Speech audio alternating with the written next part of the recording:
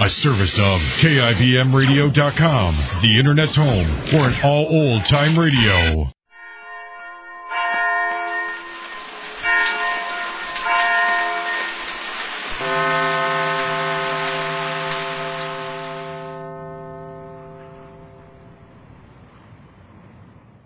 Unto Moses, saying, Command the children of Israel that they bring unto thee pure oil olives, beaten for the light, to cause the lamp to burn continually in the tabernacle of the congregation, and it shall be a statute forever in your generations.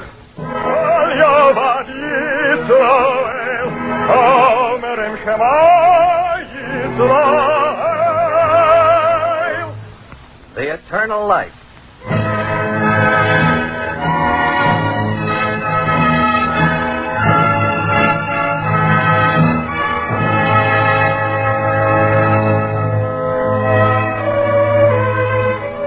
The National Broadcasting Company and its independent affiliated stations make free time available to present The Eternal Light, a program which comes to you under the auspices of the Jewish Theological Seminary of America. Today we present The Passover Guest, adapted by Arnold Pearl from the short story of the same name by Sholem Aleichem.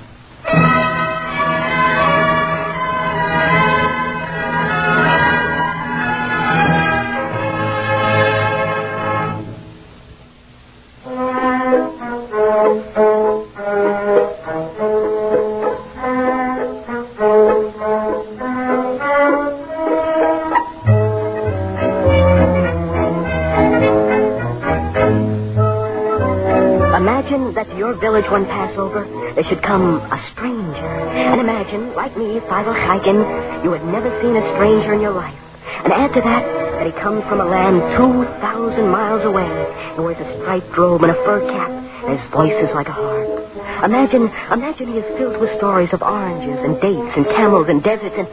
Well, how would you feel? Well, multiply that by 1,000 and you will understand a little how I felt.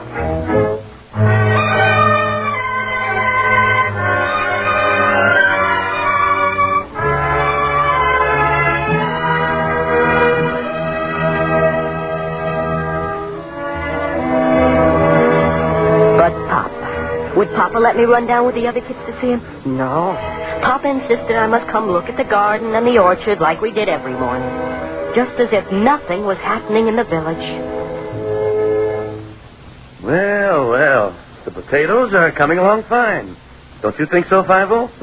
Oh, yes, Papa, fine. And the cabbage. We'll have fine white cabbage. And look at the red cabbage. Oh, wonderful, Papa. Huh? What's the matter with you? Nothing, Papa. Just that he had a fur cap.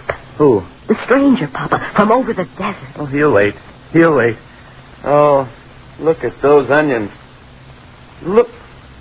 Five-O, I'm talking, you're looking the other way. The onions are fine, Papa. The onions are not fine. They're coming to seed. Oh, I'm sorry, Papa, you're right. They're very bad. Tell me, how is your plum tree today? All right. Any plums yet? I didn't look. You didn't look? Well, every morning you run out of the house. Is there plum? This morning you didn't look. Papa, he has a striped robe on, red and yellow. Five-O, look. What, Papa? A plum. There's actually a plum growing on your tree. That's fine, Papa. That's fine, Papa. Huh. For 6 weeks you've waited, and now that's fine, Papa. Five-O, tonight is the Passover service. Tonight, the stranger will be in the synagogue. Yes? I suppose so. So you'll see him. Can't you wait? But maybe he's telling a story now, right now, Papa. It isn't right to go rushing into a stranger's face. But he comes from 2,000 miles away. Even a stranger from 2,000 miles away. Do you understand? Yes, Papa. Now, you see, we planted the tree, we sprayed it, we waited, and... Are you listening? Well, I'm listening, Papa. All right, Five-O. I won't run into his face, I promise, Papa. Now can I go? Go. You're gone already. Of course. Go.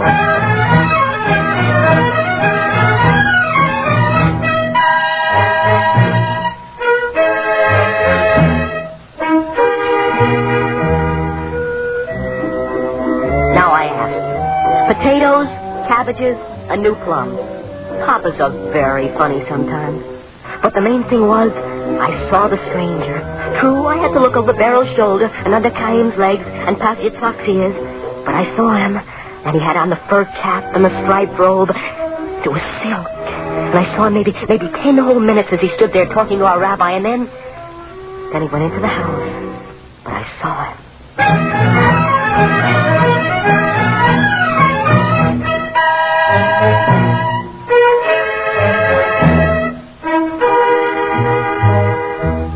Beryl, did you ever hear such a voice and such a beard and his hat? Do you know what I heard? What? He comes from beyond the 7 seas. Oh, 7? That's right.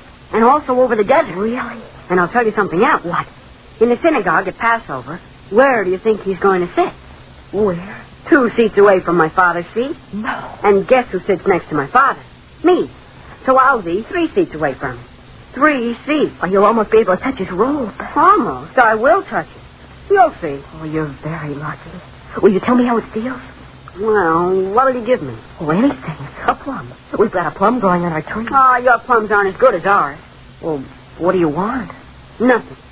I'm going to touch his robe myself, and I'm not going to tell anybody how it feels. Not for anything.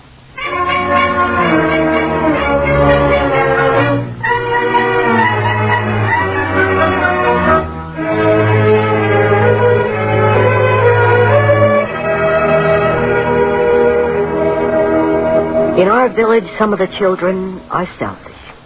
But that night was the Passover service, and I would be there, and he would too, in the same synagogue.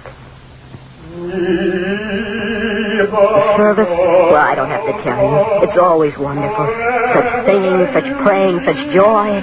But that year, imagine listening to the prayers, to the Kiddush, and out of the corner of your eye, watching him, the stranger from beyond the 7 seas and over the desert.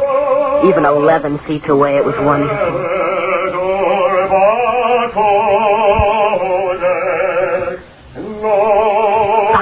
Papa, you see him?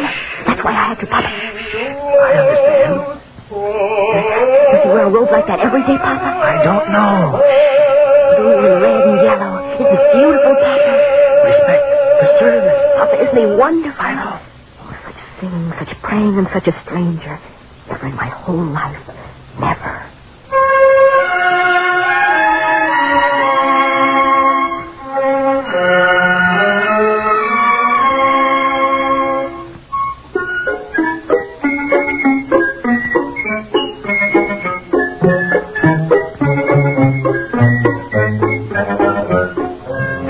After the services, we crowded around it, all the kids, and we tried to touch the silk robe. But the beadle and the rabbi and the papas, they crowded around him, too. And they brushed us aside. They wanted to talk to him, so we had to stand a yard away. You know, when I grow up and have a son, I'll let him stand right in front of such a stranger. So we stood there while they talked. I touched his robe, Philo. You did, Beryl? Was it soft? Like a bird's wing. Maybe we can hear what he's saying. You don't speak Hebrew good enough. I talk better Hebrew than you do. Does he talk Hebrew? Of course. What else? Well, I shall say, Shalom. If he should ever talk to me, yes, that's what I'll say. Shalom Aleichem. Well, why should he talk to you? Who are you? I saw Papa waving his hand that I should come over. I walked over. There was the stranger. I didn't dare look at his face. I couldn't. And this is my son, Fievel. Hello, Fievel. I'm so glad to meet you. Well, say something to our guest. Shalom. Our what, Papa? The visitor to our village is going to be our guest for the Passover service at home. Say something to him. In our house, Papa? Fievel. That's not very polite. Oh, really, Papa? Why, I never saw him like this. Oh, that's all right. We have a plum growing on our tree. That's very nice. Do you wear that every day? May I touch it? My robe? Well, Fievel? Fievel, come back. Where are you running? What are you running away for? And he was so anxious to... Oh, children. Go explain them.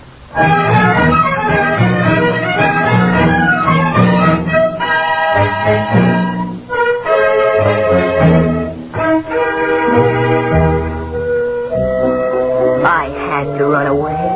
Could I just stand there and talk? Why, I want to throw my arms around him and ask him a million questions. Hear all his stories at once. I was in love. And he was going to sit at our table. Not 11 seats away, not 3 seats away, but at our table, right next to me. So, of course, I ran away. What else could I do?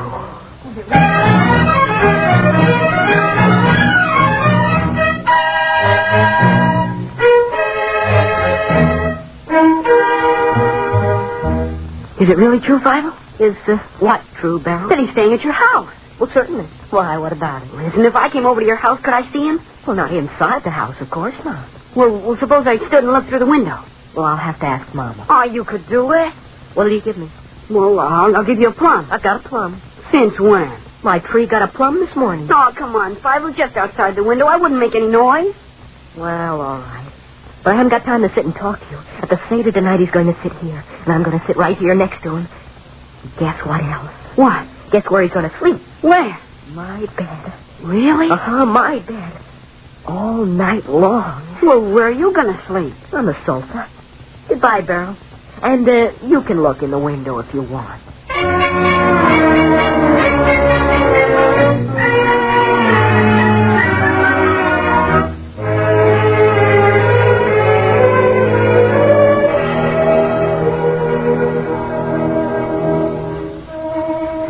Seder was wonderful. Ordinarily, there is one kiddush, one blessing, which Papa sings. But that night, there were two. Papa's and the strangers. Two blessings. And I asked the 4 questions which the youngest son asks every Passover. And then there was the soup and the matzahs and the herbs and the chicken and the opening of the door for Elijah the prophet. And the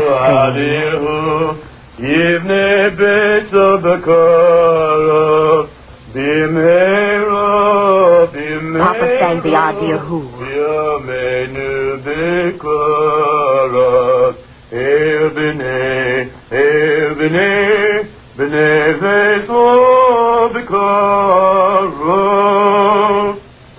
All the time Papa was singing, the stranger nodded and swayed to the music. Then when Papa was finished, the strangers sang the song the way they sing it where he came from. A harp singing, violins and cellos, and a whole orchestra of harps. As he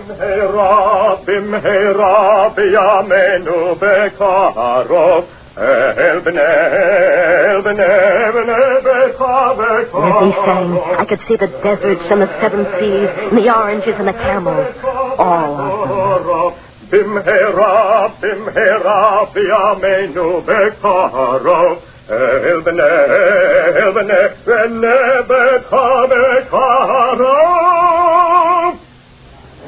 After the guests finished singing, it came time for the talking, the best part.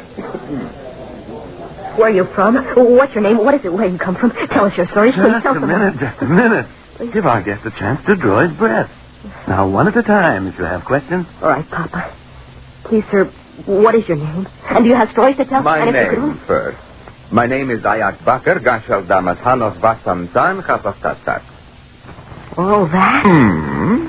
Where are you from? A land 3,000 miles away. Beryl told me 2,000 miles. Well, how did you get here? Well, first you cross the water, the 7 seas. Then you come to the desert. Is it a real desert with palm trees? Palm trees, oasis, anything you want.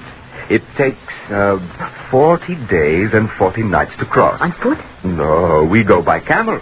Then you come to the mountains. Is it high? How high? Very high? Ivo, let the guest talk. Let's see. How high? The top is in the clouds, and this is covered with ice and snow. Great winds blow there and storms. That is a crossing, I can tell you. But finally you cross it? Finally, we cross it. And then you come to my country. And Eden. There we have spices and cloves, every kind of herb and fruit on earth. Peaches the size of a melon. A melon as big as a wheel. Apples, pears, figs, dates. Dates too, Rabbi Akbasa. In my land, I am called Ayak Basa, for short. Thank you. Yes, dates too. And to taste one of our dates. You can see the mountains of Gilboa in that taste.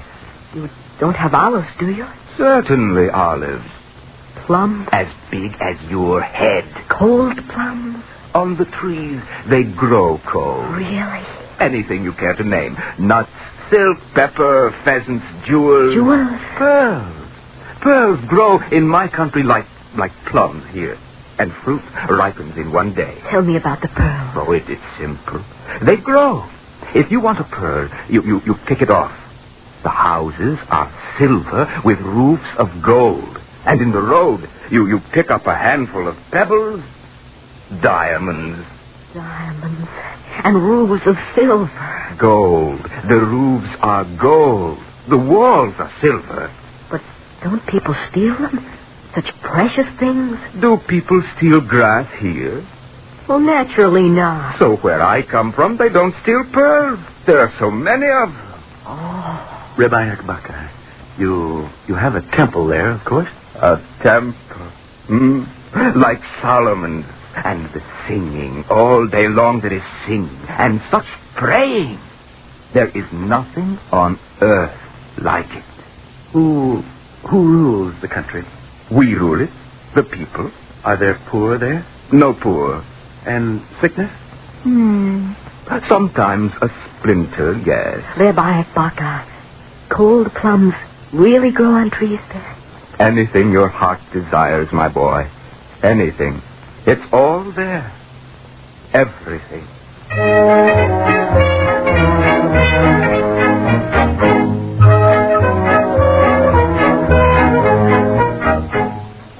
So that night when bedtime came, you can imagine it was hard to fall asleep. I called out for water and to kiss Mom a second time goodnight. The pillow was hard and the blanket kept coming off. And finally, when I asked Mom if the stranger could come in and say goodnight to me, she said yes.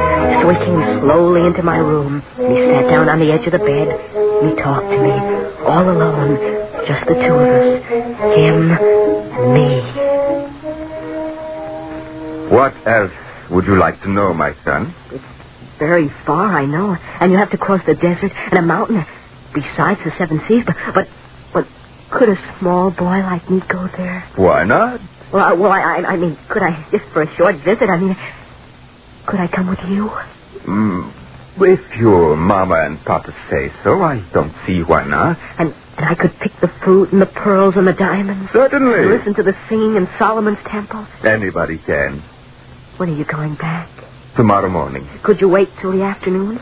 Why? Well, I have to go to synagogue in the morning, and then if Mom and Papa say it's all right, I could go with you in the afternoon. Will you wait for me? Certainly.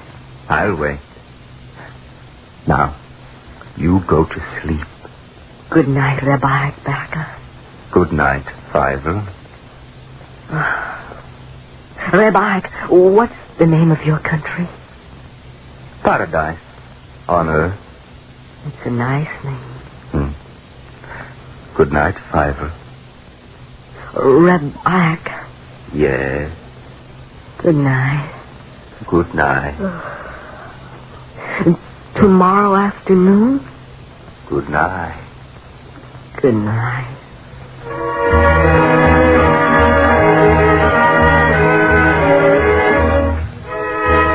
I slept.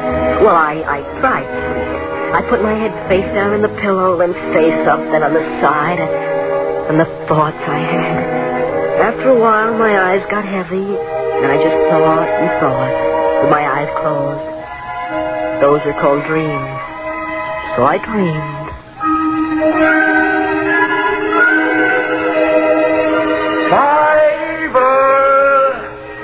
Fievel! Climb out a little further on that branch. This one, Rabbi? That's the one. Now, Fievel, take that pearl. It's not very big. It's big enough. Big as a hen's egg. It's a fair size. And Fievel. Yes? Just turn your head. Do you see it? Oh, thank you. A cold plum. Fievel, your mama might like that necklace. See? Hand it down. Oh, let me just bite the plum. Delicious. Here's the necklace. And take this, too. Papa might like a golden leaf. Fievel, listen. You hear the music? Yes.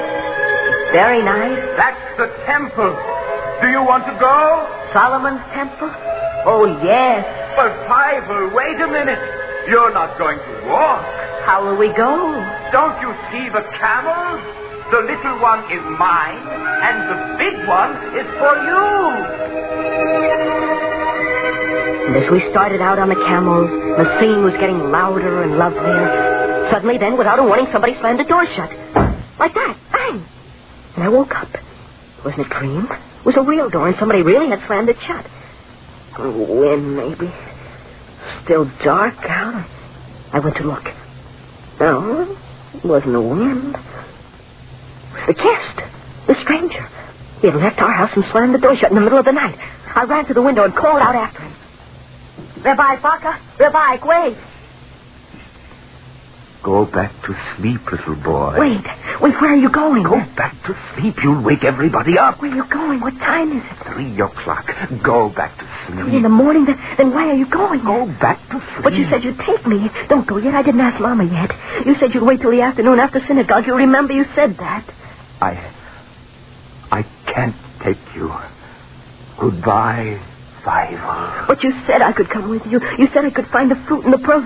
Wait, don't go, don't. Can't you hear me? Turn around and listen to me. Please, Rabbi Baca, please. Please come back and take me with you, please. Please. Please.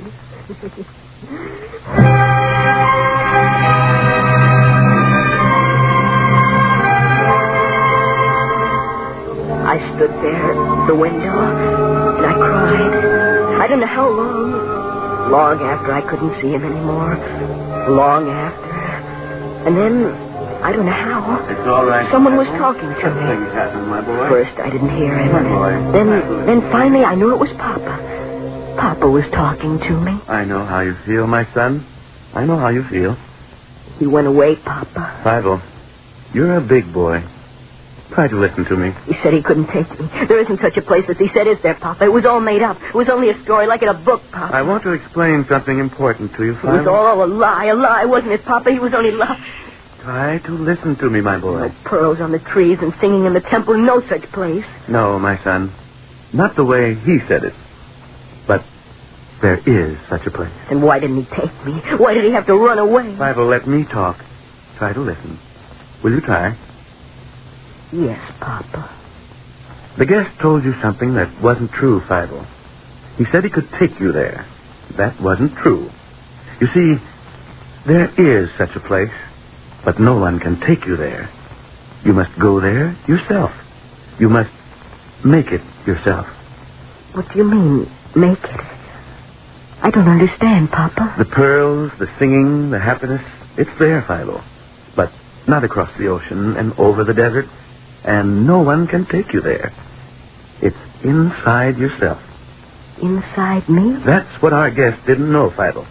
He thought he was only making up a story. And because he told you he would take you there, and that was untrue because he couldn't, he thought he had to run away. But he didn't understand. That's all. He didn't understand. I don't understand either, Papa. If we work for something, Fivel, and if we appreciate it, this wonderful place he spoke of, it can be found. How, Papa? Inside of us, Fivel. Take the field, Fivel. What grows in the field? Wheat grows. How does it grow? We plant it, Papa, and we weed it, and when the rain falls, then we have wheat. So, these are the pearls, Fivel. Only the guest didn't understand that. Now think. When you're hungry, Fivel, how would it be to bite into a pearl? A pearl? You see, it wouldn't taste very good. But the wheat that we grow, made into a bread, and with a little butter, when you're hungry, now that's something, isn't it, Fivel? You mean those are the pearls you can pick? Like from a tree? That's what I mean. And it isn't 3,000 miles away and across the desert to where they're singing. Right here they're singing. Right here is this happiness. What did he call it? Paradise on earth. Yes. If we work for it, and if we appreciate it, that too. It would be funny trying to eat a diamond, wouldn't it? And a plum growing on a tree is so much better, especially a plum we made with our hands and with our work. It doesn't have to be a story then, Papa. No, my son. Or a dream. No. It could be what's here in our village, even in our backyard. If we worked and understand it the way you said. Like bread and butter. like a plum. Now go to bed, my boy. Get some sleep. In the morning, you'll understand even better. In the morning, go look at your plum in the garden. Good night. The plum. My plum. My real plum. It wasn't as big as a melon, not even as big as an egg. But it was so purple and ripe, and there was dew on it. I felt it, and it was cold. Now which is better to have? A pearl you dreamed about, or a cold plum that you helped to make? So I wished that the stranger could understand, too. I wished he would come back so I could explain it to him, so he could enjoy it, too. He had such nice eyes, such a beard, such a voice. I'd be glad to give him half of my plum. I would if he'd come back. I really would.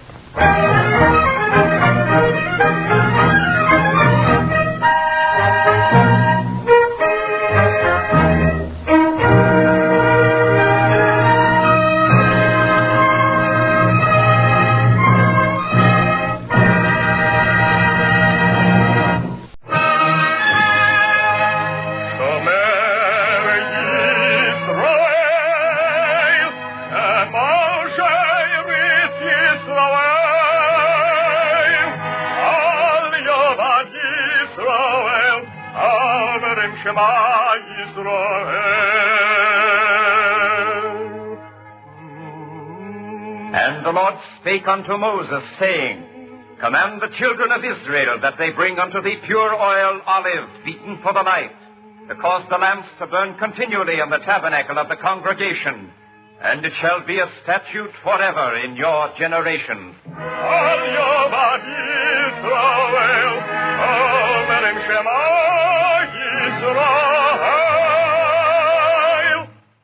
The eternal light.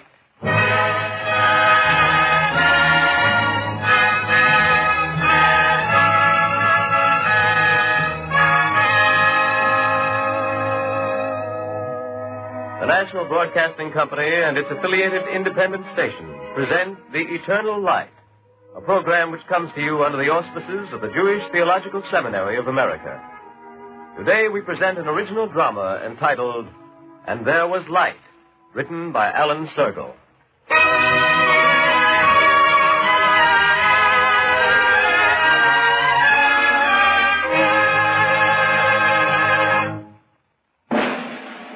Name? Bernard A. Levin. Order number? 2394. Classification? 1A.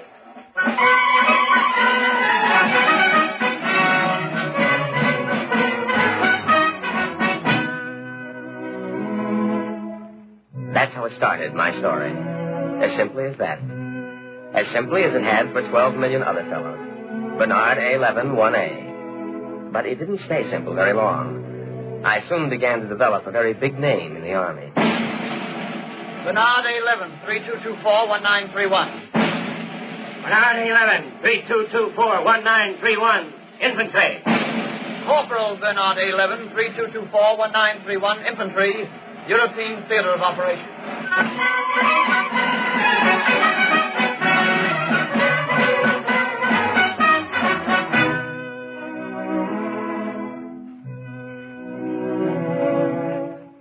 Well, you get the idea. My name in the Army kept getting bigger and bigger until it probably took up so much space in the records that they were left with only one alternative. They sent me into combat.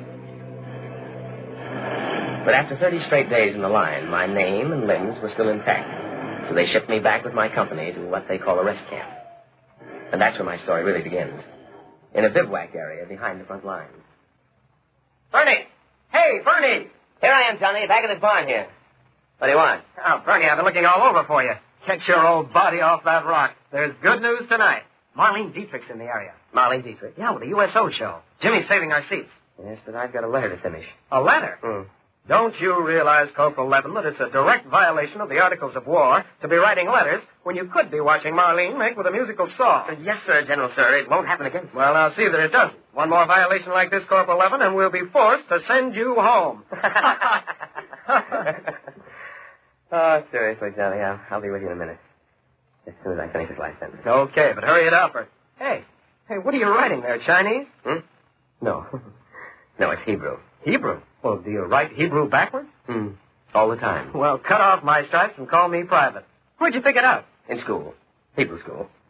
Matter of fact, I was studying to be a rabbi. Well, how do you like that? Now, here I've been going all the way down to company headquarters for a chaplain, but all the time I got one bunking right with me. Not exactly. I've still got a couple of years to go. Just a second. Sign this, you will. As ever, Baruch. That's Hebrew for Bernard. Okay, that does it. Let's go. Right. We'll drop it off at the mailroom and, well, what do you know? We're getting company. The first sergeant.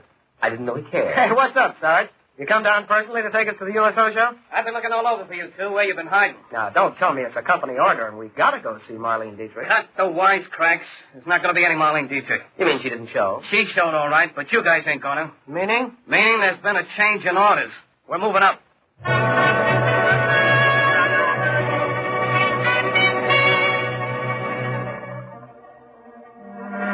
See anything, Barney? No. Not yet. Keep your head down. There may be snipers in these woods. Ah, these night patrols give me the willies. If it isn't snipers, it's landmines. And if it isn't... Hey, Bernie! Where are you going? Now watch it! Bernie!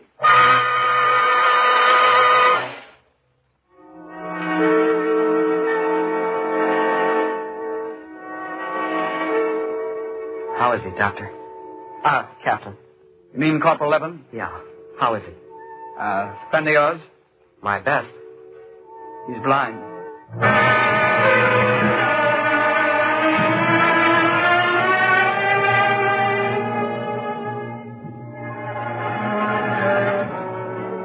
Blind. B-L-I-N-D.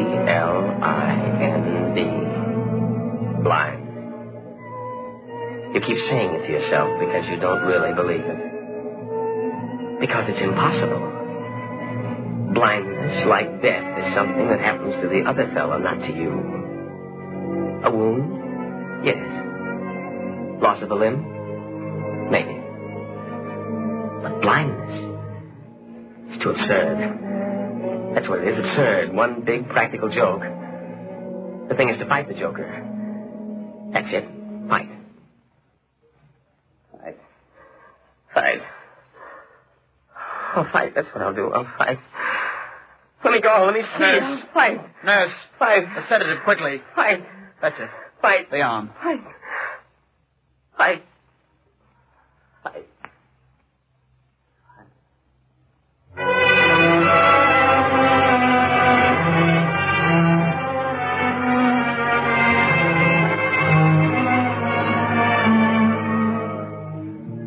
But you can't fight the darkness. You can't sink your fist into a void. But you can hope. And that's what you do next. I was transferred to a base hospital in England. Doc? Yes? How's it coming? The tissue around the eye is healing. I think we'll be able to take the bandages off in a couple of days. Doc, you know, it feels a lot better to me. It does? Yes. It seems that when the sun's out, I can tell. Mm-hmm. Yeah. I've got a hunch it's going to be all right. Oh, maybe not right away, but when I get to the States. They've got some doctors there who... Bernard. Yeah? Bernard. I can't keep you from hoping. And there is hope. Only not the kind of hope you're counting on. But what are you trying to say? Bernard, your optic nerves, they're completely shattered. And that means? That means you'll never see again.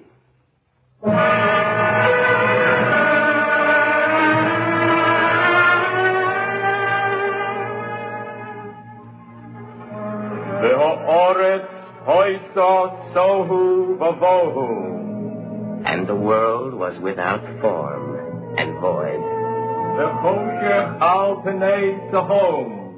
And darkness was upon the face of the deep. The doctor had said hope. But what hope was there in a world of void and darkness? What hope if I could not have my sight?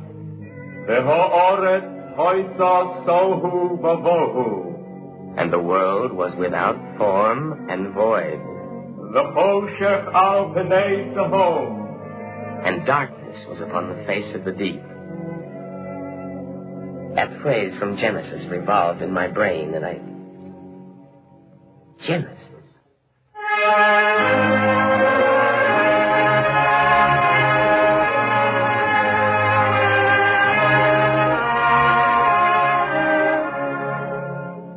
I didn't fully know it, but at that dark moment, in that weird garden of night, the first small seed of hope had dropped.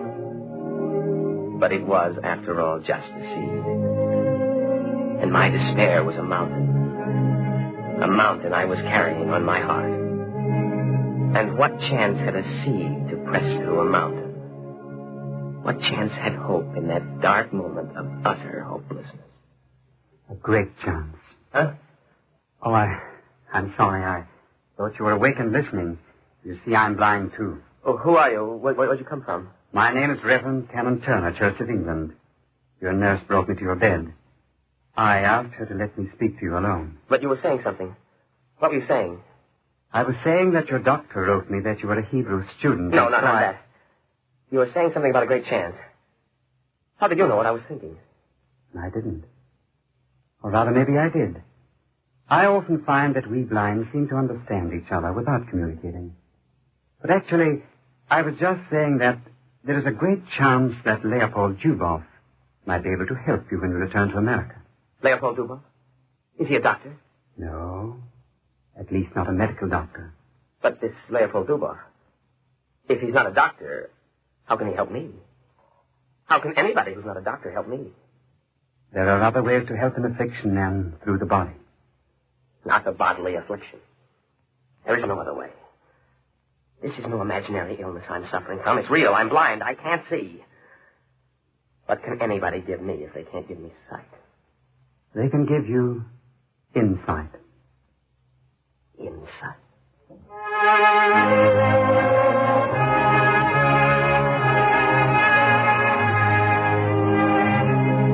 But I'm afraid the good Reverend Turner's message had little effect upon me. It was too early. I was not ready. But somehow the name Leopold Dubov stuck in my memory, and despite myself, the little seed seemed to stir another fraction in the roots of my misery. But before I could see Reverend Turner again, I received my shipping orders. I was going home.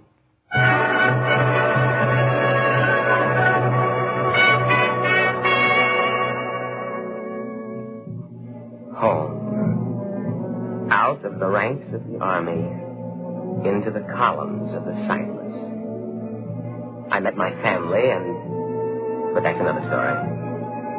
I had less time for my misery now, but the misery was still there. This was my period for physical adjustment. A period for discovering small patterns in the one great pattern of darkness. A period for A, E, G, B. I. 2 dots in the straight line are I in Braille. Try it again from the beginning, Bernard. A, E, G, I. No, Bernard. That is your notebook. The dictionary is always on the left side of your desk. And remember, the magazines are in front of you, and the telephone is to the rear. Now, try it again. And again. And again. And again.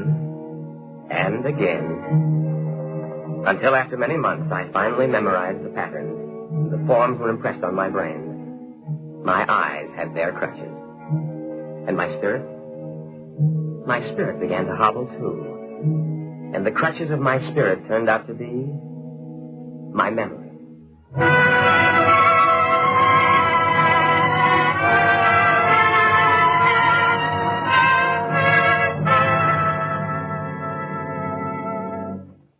The memories were the memories of my youth, and the recollections were all bound with the customs and ceremonies of my home and family.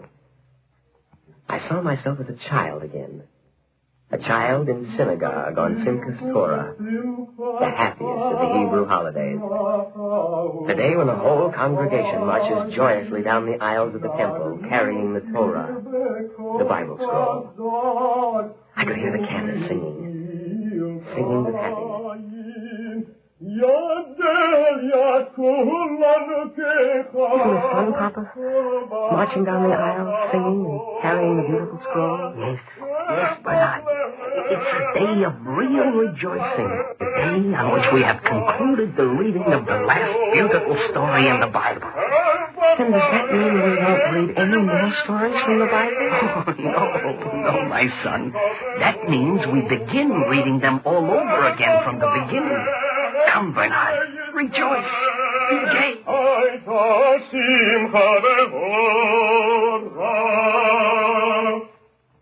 And I remembered the less gay holidays.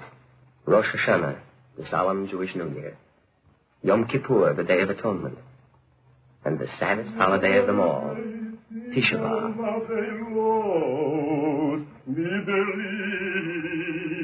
Why does the cantor sing so sadly, Papa? Because it is Tisha B'Av, my son, the 9th day of the Hebrew month of Av, the day on which our temple in Jerusalem was destroyed.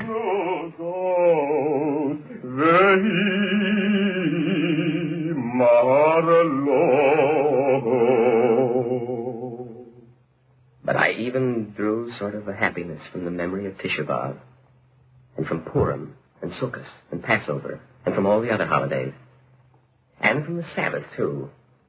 As a matter of fact, it was a Sabbath melody that became somewhat the theme song of my memories.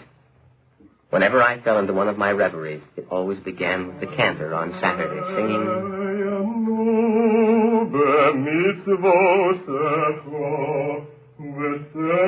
"Sanctify through thy commandment, and grant our portion in thy Torah."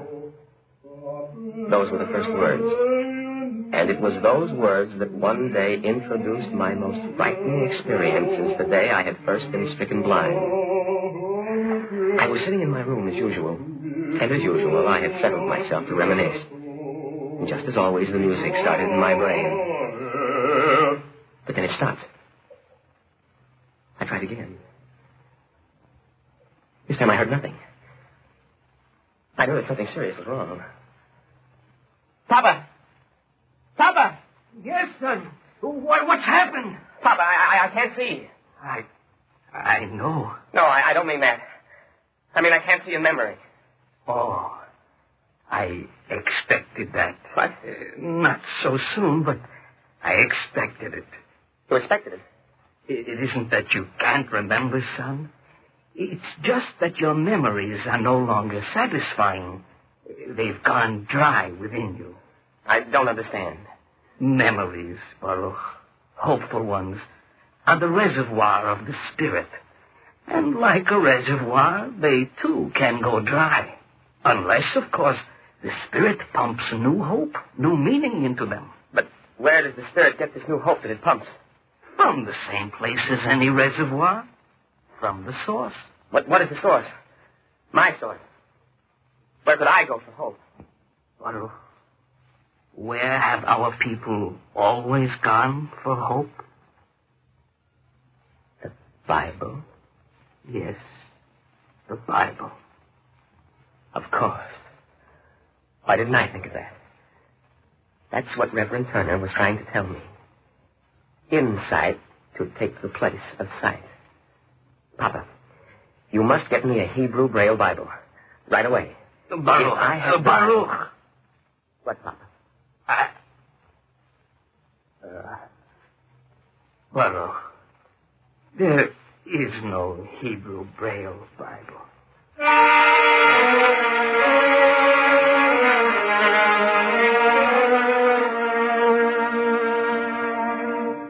No Hebrew Braille Bible. The shock was a shattering one. As shattering as when the Reverend Turner... There's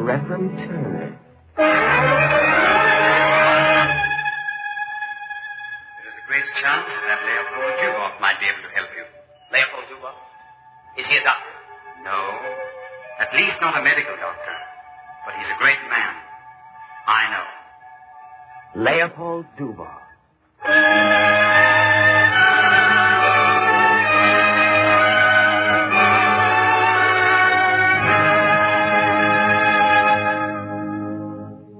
I realized that I had heard a great deal about Mr. Dubois since returning home, but I had never quite associated him with that conversation in the English hospital. Mr. Dubois, I knew, was one of the most brilliant leaders of the blind in the country.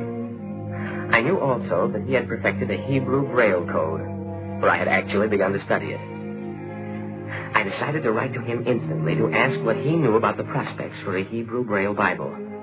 But I made up my mind to write secretly without my father's knowledge, for I knew he suffered as much as I, and I did not want him to share in what might be another heartbreaking disillusionment. Into the night, I typed with labored touch on my Braille typewriter. Bernard, are you still up? Why are you typing so late? It's nothing, Papa.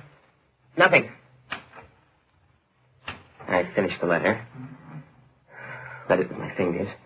Found it suitable.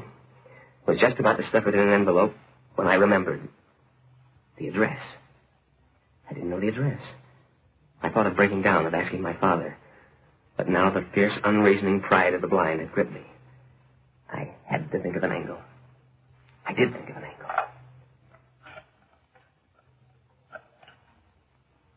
Hello, information? I wondered if you could give me the address of Mr. Leopold Dubois. That's right. D-U-B-O-V.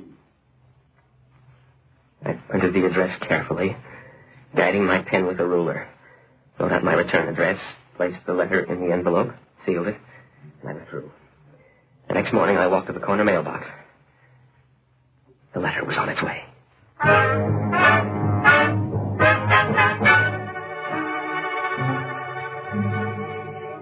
And now began the slow, tortuous wait. Each day for 3 days, I sought eagerly in the mail for some reply, some word about the Bible. But each day was like the day before, and no letter came. But finally, happily, on the 4th day, I felt one letter that stood out from the rest. A bulging envelope that I knew was written in Braille. With faltering touch, I tore open the flap, unfolded the contents, and felt the raised letters. And I all but collapsed. For the letter I received was the letter I had written. It had been returned to me. It had been returned because with all my careful planning, I had carelessly forgotten to affix the stamps. Suddenly, without knowing, without feeling, with fanatic despair, I found myself walking blindly, literally blindly, through the streets of the city. A child of Israel in sightless search for the Word of God. Hey, watch yourself! Hey, Bud, you want to get killed? Hey, watch where you're going! Quickly, recklessly, I continued my desperate walk. I boarded a streetcar and rode for miles. Okay, Bud, this is your stop now. Watch yourself. Hey, what's the matter with you? You blind? I don't know how long it took me. I don't know how far I traveled, nor why, but somehow, Lord knows how, I found myself safely at the address of Leopold Dubois. I rang timidly at the bell. There was no reply. I rang again. Still no answer. Something was wrong. My desperation was returning. I was losing control. Hey, mister. Huh? Oh, I'm sorry. I didn't know you were... Who are you looking for? Mr. Dubois. He lives here, doesn't he?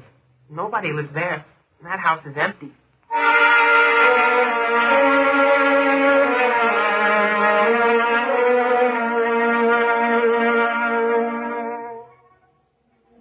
I managed to get a taxi, and I started home, thoroughly defeated. Oh, I knew that I could still get to see Mr. Dubois somehow, but I accepted the events of the day as a kind of omen. An omen of evil.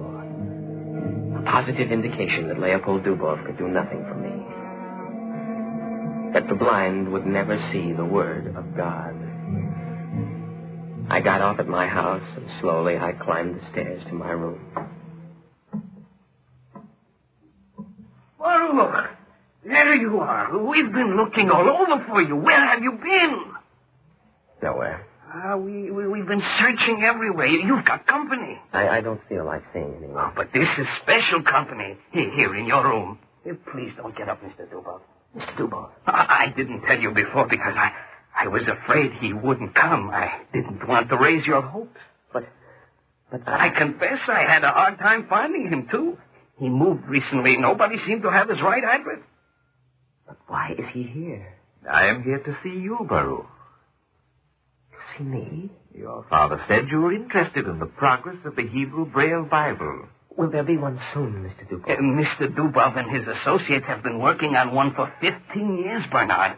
An undertaking of love, faith, and genius. Oh, you are too kind, Mr. Levin. But it was a bit of an uphill pull. Was? Then you mean that... It is on your desk, in front of you, Baruch. It is one of the first copies. We have not even announced it yet.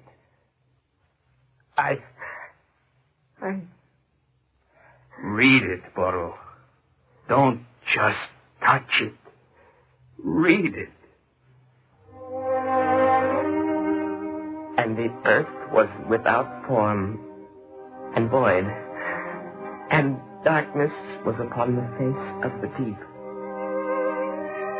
And the Spirit of God moved upon the face of the waters. And God said, "Let there be light." And there was light.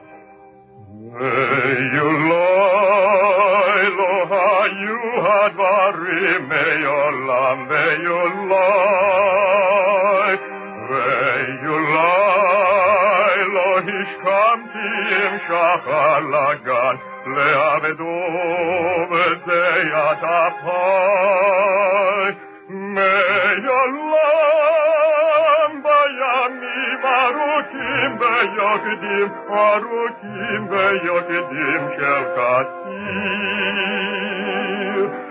Mimromei agalla muskot alomot Lonatati koliveshir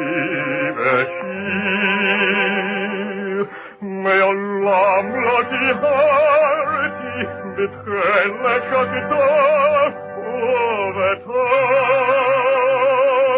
Shel kinneret sheli O kinneret sheli Hayito chalam eti chalom Shel kinneret sheli O kinneret sheli Hayito chalam eti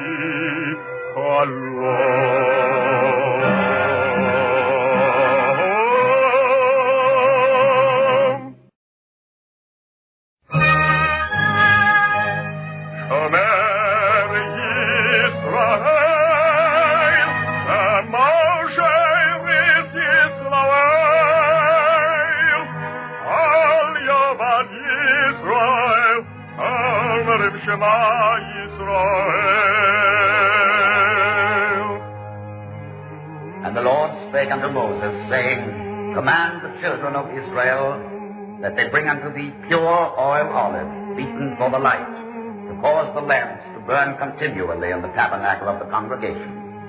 And it shall be a statute forever in your generations.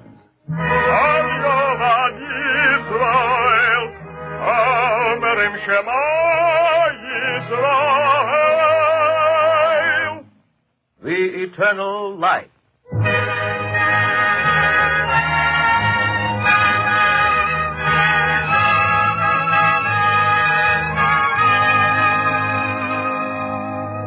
The National Broadcasting Company and its affiliated independent stations make free time available to present The Eternal Light, a program which comes to you under the auspices of the Jewish Theological Seminary of America.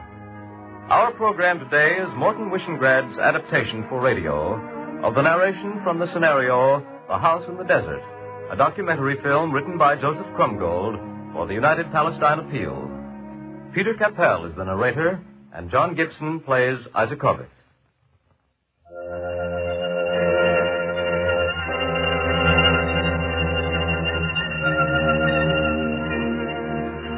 You have known heat in your life, but never like this. For this is the desert of the Dead Sea, the bottom of the world, 1,300 feet below sea level, the lowest place on Earth. And in the summertime, the temperature rises to 135 degrees.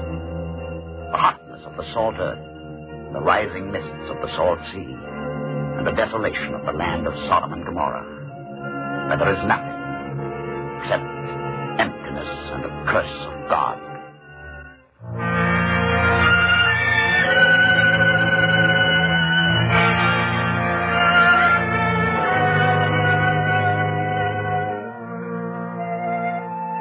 I'm a scientist. When they built the big potash works on the northern shores of the Dead Sea, I came down from Jerusalem. It was then that I met Isaac Kovitz. He wasn't a scientist. If he had been a scientist, there would be no story to tell you. No, Isaac Kovitz was a night watchman. And during the daytime, when he should have been sleeping, he would look around instead. As far as my eye can see. What are you talking about now, Isaac Kovitz? About what the Jews need more than anything else in the world. Space. Look around, Doctor. Nothing but empty space. All right, that's the way it's been since Lot's wife turned into a pillar of salt. But before that, things grew here. There were cities here. Sodom and Gomorrah and Zoar. Trees and grass. What are you driving at, Isaac Kovitz? The Jews need space. Here's space. Not here. Nothing has grown here for 40 centuries. I can make things grow. What are you doing, Doctor? Unscrewing the cap of my canteen. Hold out your hand. What for? I'm going to prove something to you, Isaac Kovitz. No, turn the palm up. There. A couple of drops of water. Well? Now let the water fall to the ground. Turn your palm. That's funny. The water never reached the ground. It evaporated. Isaac Kovitz, that's how hot it is. There's space here, all right. 100,000 acres of space. But it's space in hell. You haven't proved a thing. All you've proved is that it's hot. Doctor, I can make things grow.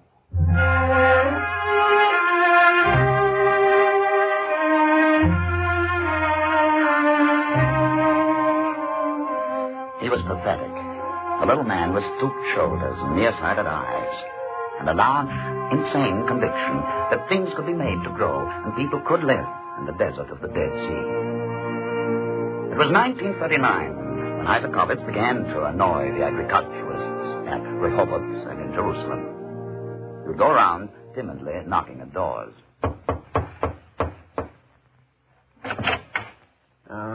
For the third time, Isaac Kovitz, go away. But all I want is advice. You're crazy. I can't give you any advice. The entire scheme is crazy. But there's so much land, so much empty land, enough for 50,000 people. Here, have a cigarette. Thank you, but I don't smoke. Now, where did you get the figure 50,000? It takes 2 acres of land to feed a person for a year. Go on. And there are 100,000 acres of desert. That means 50,000 people can live on the land. What land? Isaac Kovitz, you lunatic. What land? The desert. Please listen to me. If there is 1/4% of salt in land, it's not fit for cultivation.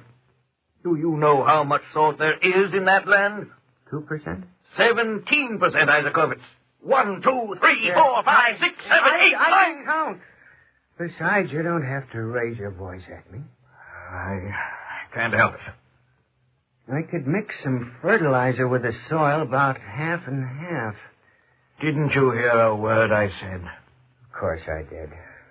All right, I won't bother you. I'll go away.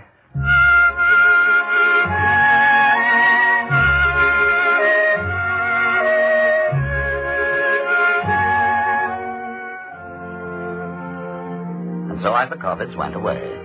The trouble was that he always came back. He just couldn't face the facts. The heat was a fact. The salt was a fact. The almost total lack of rainfall was a fact. The hard, brittle, sterile soil was a fact. Scientific fact. But the trouble was that Isaac Kovitz was a night watchman and not a scientist. And so Isaac Kovitz came to see me. He'd been chased out of all the other laboratories. He brought me a flower pot. I thought you might care to see this. Isakovitz, when are you going to learn to face fact? I will, I promise you. Only I had an idea. This flower pot. Uh-huh. There's nothing growing. Uh-huh. What did you plant? A tomato seed. How did you expect a tomato plant to grow in a soil saline to the extent of 17%? I mixed the soil with fertilizer, and I watered it every day for weeks. 2 flower pots. Nothing grew. Well, I'm glad you're convinced. Sure, of course. But let me show you something. Is it all right to break the pot? What's yours? I did this to the other pot. Look at the earth. How long did you say you watered the plant? Every day for about 5 weeks, 2 and 3 times a day. You notice it, too? I'm not blind. At first, I thought the earth at the bottom of the pot had turned white. Then I realized that it was pure salt. Please, I'm not a scientist, but salt was washed down from the top, wasn't it? There's nothing to tremble about, Isakovitz. 100,000 acres emptiness. So much empty space, and we need space. Isakovitz, don't jump. A little salt at the bottom of 1 flower 2 pot. flower It doesn't matter. 1, 2, 10. Nothing has grown. Because the salt killed the seed. I'll wash the salt out first before I put the seed in. My suggestion is that you mark out a plot of about 20 square feet. You believe? That's an awful lot of water you'll have to carry from the River Jordan. I can do that. Isakovitz, in that heat. I'm stronger than I look. If you don't mind, I think I should like to smoke a cigarette.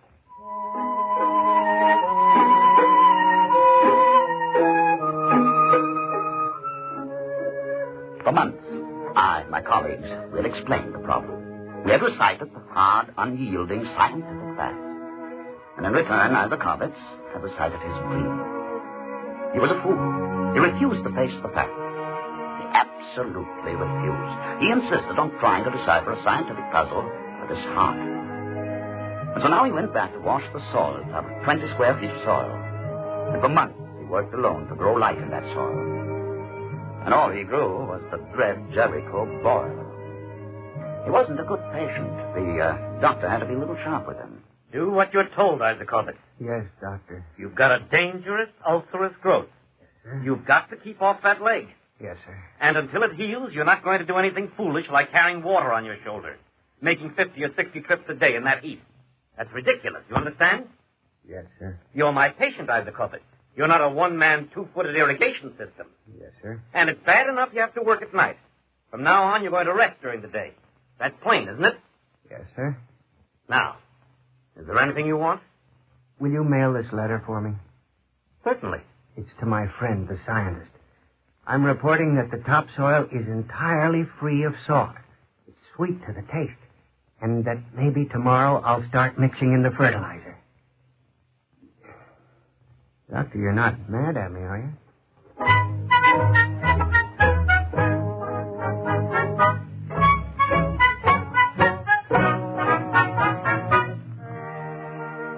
They both wrote me about it.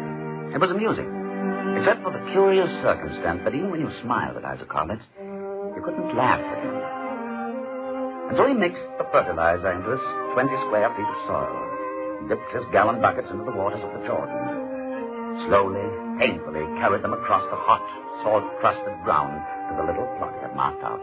Step by step, hundreds of gallons of water. The temperature was 125 degrees in the sun. But my friend Isakovitz walked in the shade, furnished by his own dreams. He poured hundreds of gallons of water in this way. He was covered with the salt of his own sweat. Slowly, he was washing the salt out of the ground. Dissolving the salt, washing it down, washing it deeper and deeper into the ground. His skin blackened in the sun. His hands became claws for the grasping of the handles of buckets. There was a look on the face of my friend Isakovitz. Isakovitz, I'm not scolding. Your leg isn't any worse, but try to do a little less. Working at night, working by day. Isakovitz, try to do a little less. But it was 1939, and the Jews needed space. My friend Isakovitz shook his head. All he was able to hear was the sound of his own dream. When the salt is out of the ground, something will grow there. Something did. It happened in the year 1939. In the desert of the Dead Sea, where no life had existed in all the recorded centuries of man, 1,300 feet below the level of the sea, where no life was possible, a life was born. I hurried down from Jerusalem to see. The doctor was with me. That's so. I happened to be watching. The feel in this paper bag? Be careful, please. He was digging. I would say he dug down to a depth of a foot when he found it. A worm. A live worm. It's in that paper bag. Still alive, Isaacovitz. I am not wrong? No. Where a worm can live, a blade of grass can live. Yes, Isaacovitz. Where a blade of grass can live, people can live. I'll continue washing the soil a little longer. Then I'm going to start to plant.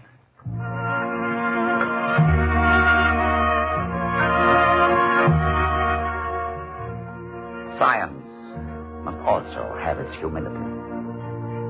I know now that in the land, Eretz Yisrael, there is no more challenging word to a Jew than the word impossible. I know now that the vigor of a dream can oppose the logic of science, that need can overcome authority, that men must sometimes untrain themselves from the habits of fact in order to be able to look beyond fact. There he was, Isaacovitz. I didn't even know his first name. There he stood in the desert under the sun of Palestine, the symbol of an entire people compelled by need to heaven.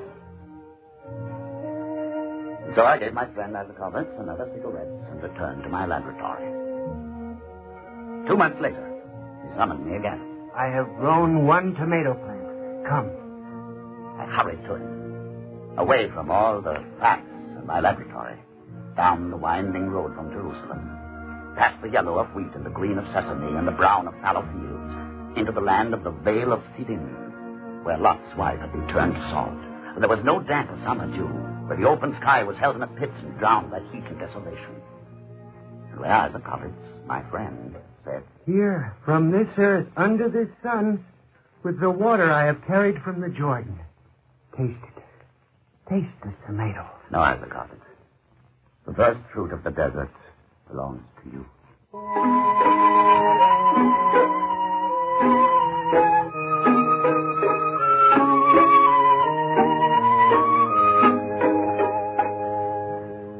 He came with me, my friend Isaacovitz, to the experimental farm where the youth of Palestine trained itself for the land. They grouped themselves around us, and Isaacovitz held a tomato in the palm of his hand and spoke to them shyly. It's only one plant. It might be just an accident. Might never happen again. Would you be willing to try? They were practically children. The eldest was hardly more than 20. They were members of the Youth Aliyah, boys and girls from Palestine, the concentration camps of Germany. They studied my friend Isaacovitz and the fruit of the desert that he held in his hand. It would be a big thing, wouldn't it? Yes. God punished Sodom and Gomorrah for the bad things and caused brimstone and fire to wipe out the land. Maybe now we could bring the land back. It would be a big thing. All right, Isaacovitz.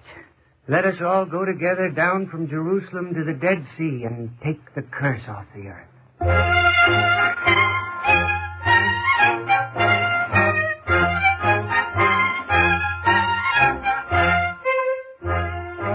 Down from Jerusalem they went, singing, down on the winding Jericho road. 12 young men between the ages of 17 and 22. 12 who had trained themselves for hardship and for labor. And with the 12 went my friend Isaacovitz, the 13th. And Isaacovitz forgot that he was only a night watchman, that the hair was thinning on his head, that the years were stooping his shoulders, that he was ignorant, that he was timid, that he was only a man and never a prophet. My friend Isaacovitz began to cry.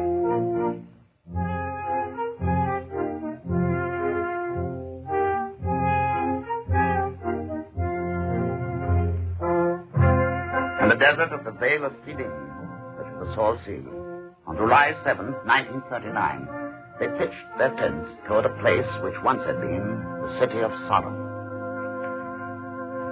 There was a young sound in the desert. All right, a little closer there. All right, fellas.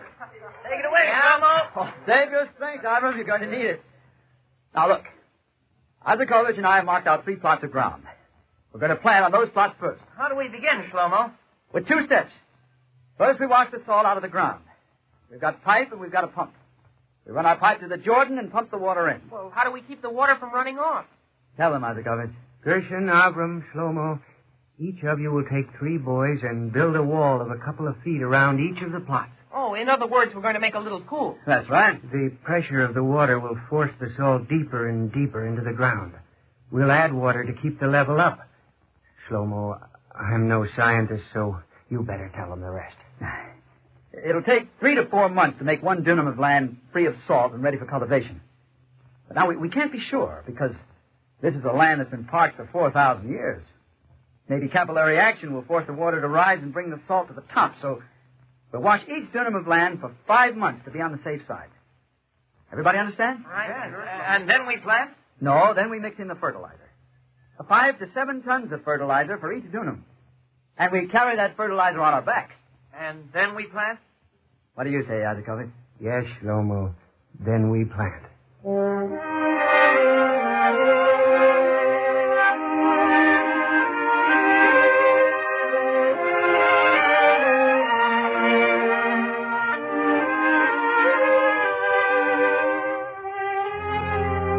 One dунum is equal to 1/4 of an acre. They experimented with 12 dунums of soil. They built walls of earth 2 yards high around each plot. They stretched the pipe to the Jordan. They assembled the pump. And into the man-made ponds of the Dead Sea Desert, the sweet water of the River Jordan began to flow. The earth, parched for so many centuries, went mad with the sweet water. It drank without pause for breath, sucked the water down, deep into itself. And with the water came the soil, leaving the soil above clean and sweet to the taste.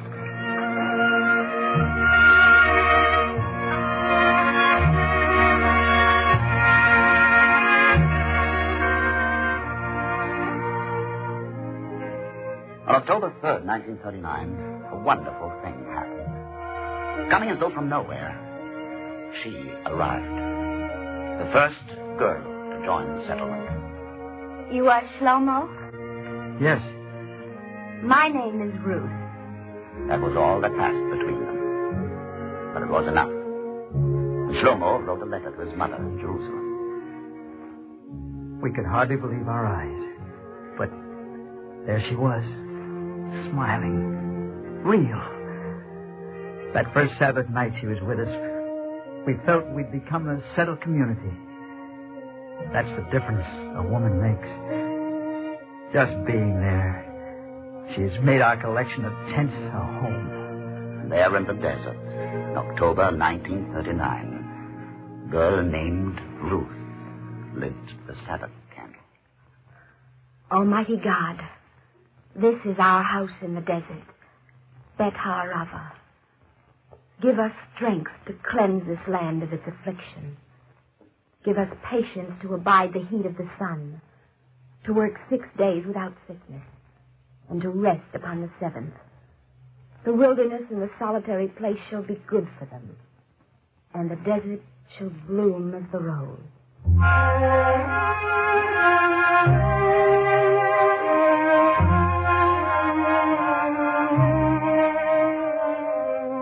Bet HaArava, the house in the desert. It took more than a prayer to get the water onto the land. It took 25 tons of water for each dунum, 100 tons for each acre. But the water came, the soil was washed. The walls of earth 2 yards high held the water. The water washed down through the topsoil, taking the salt with it to the earth below. These were the future fields of the settlement. But the strangest thing of all was that the first food to grow in the desert was fish. Say it again, Shlomo. I'm not sure I heard you. Look, it's simple. The water is working on the land, but that's all it's doing. Why can't we make the water do something else? Like growing fish for our table. Oh, it isn't hard to bring some young fish down from the agricultural station and let them grow here. And that's Shlomo's idea, Ruth? Yes, Isaacovich. Ruth, your children will have a father who is not a fool. And what will be the name of my children's father? Shlomo. He has not spoken to me. Then speak to her now, Shlomo. Perhaps she does not wish me to speak. Don't face me. I am a homely man. Face one another. Ruth? Yes. Shlomo? Yes. Good. I'll go and tell the others. They'll be glad. And so Shlomo wrote another letter to his mother. And Shlomo and Ruth were married. And their house was in the desert.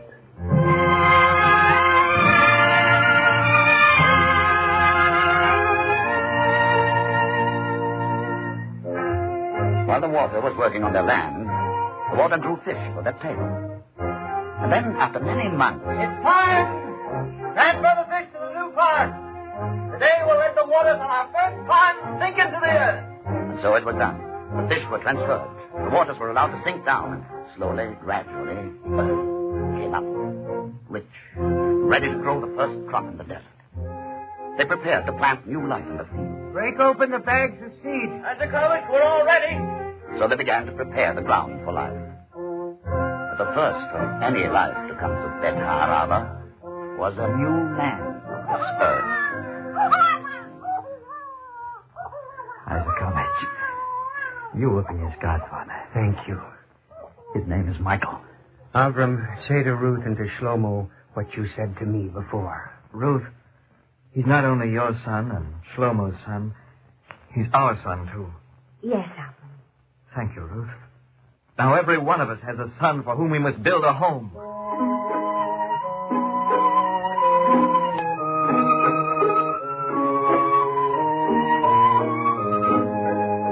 And now, whether it was working on the foundations of their buildings or out in the fields, irrigating and digging in the earth, each one of them discovered in himself a wonder. Whatever work there was done, they found they could do.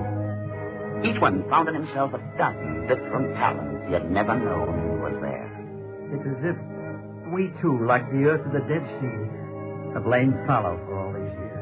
And from the fallow earth, 200 acres of land have been reclaimed.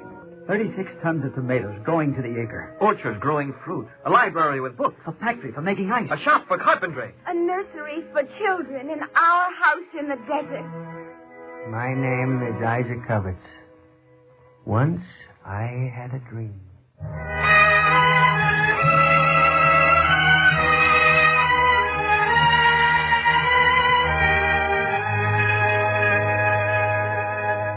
Bet Ha'arava.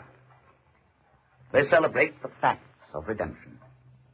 But most of all, they celebrate a dream. For facts change. But the dream of a people to live and to work, that remains. Who are they?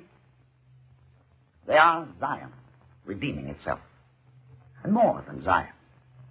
They are the universe. They are all the populations upon all the nations, upon all the continents. They are the inhabitants of the wastelands of the world. I am only a scientist. And this is over and beyond science. There in the desert, where tomorrow the ram's horn will sound for Rosh Hashanah, the day of the new year. There in that desert created by God, men and women have recreated themselves.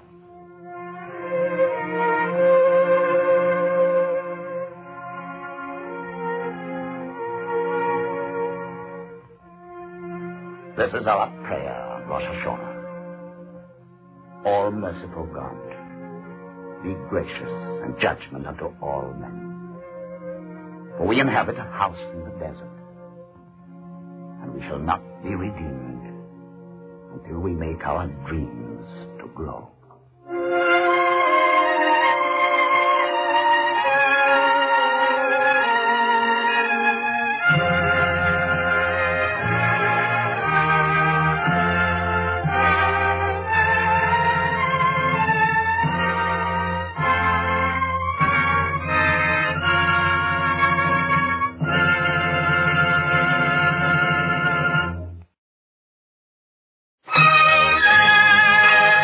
So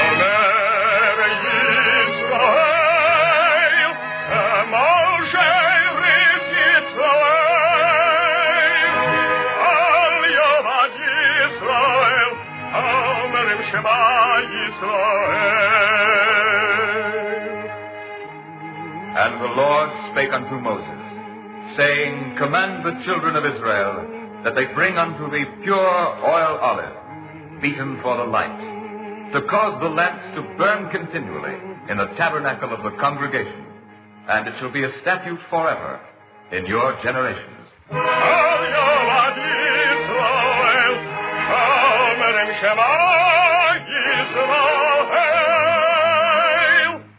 The Eternal Light.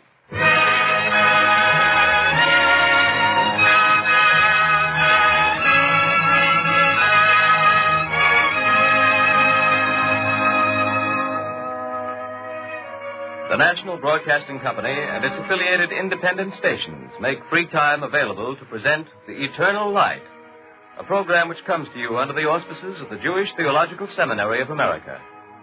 Our drama today is Morton Wishengrad's The Undeterred, a story of the island of Cyprus based upon the first-hand observations of Tamar de Solapool. Featured as the narrator is Mitzi Gould.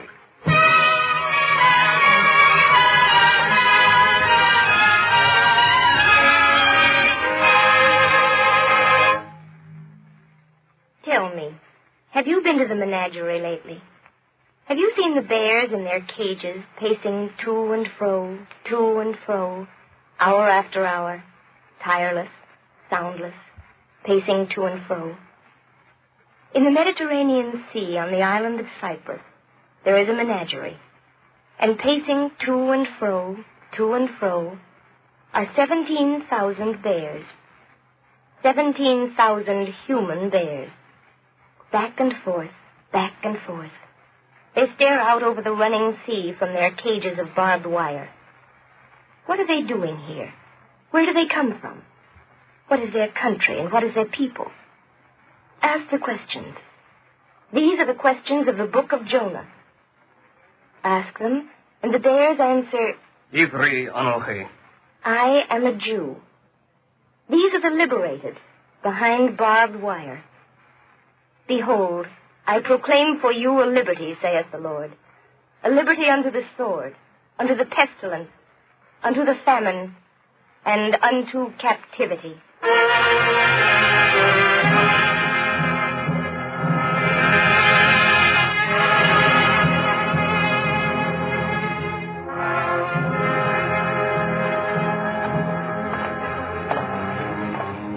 No smoking.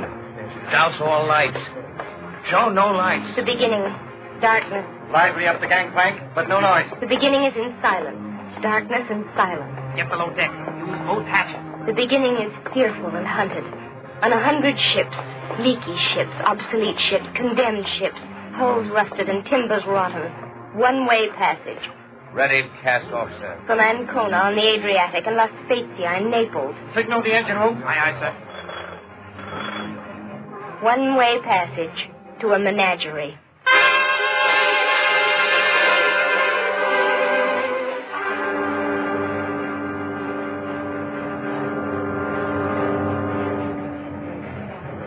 The passengers are ready, Captain. Throw your light on me quickly. Yes, sir.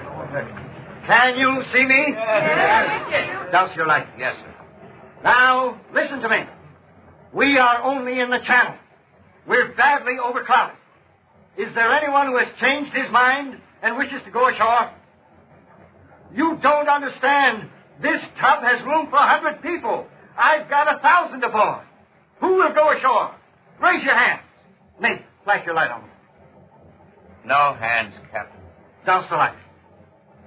I saw a man carrying a rucksack up front. My name is Wabinik, Captain. You look like a sensible man. Now, you know this tub will never get to Palestine. We know it. We'll be intercepted. They'll put you in a cage on a Liberty ship and take you to Cyprus. We know it, Captain. Well, then be sensible. A cage on a Liberty ship is better than a bed in a DP camp where you wait without hope and mold after you die. I suppose that goes for all of you. There's no difference between Cyprus and the DP camp at Landsberg. But the barbed wire of Cyprus is closer to the land of Israel.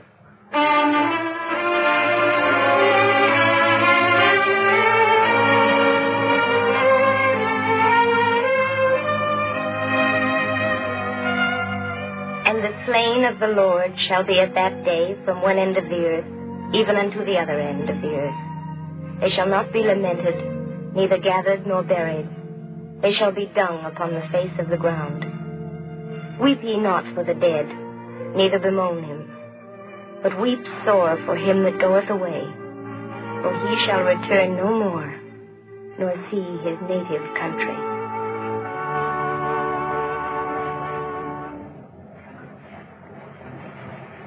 The ships of victory, the vessels of the liberated, the triumphant carriers of the survivors of the charnel house. A pint of water a day, that's all you get. These are what are left of the sword, but for them there is no grace, not even in the wilderness.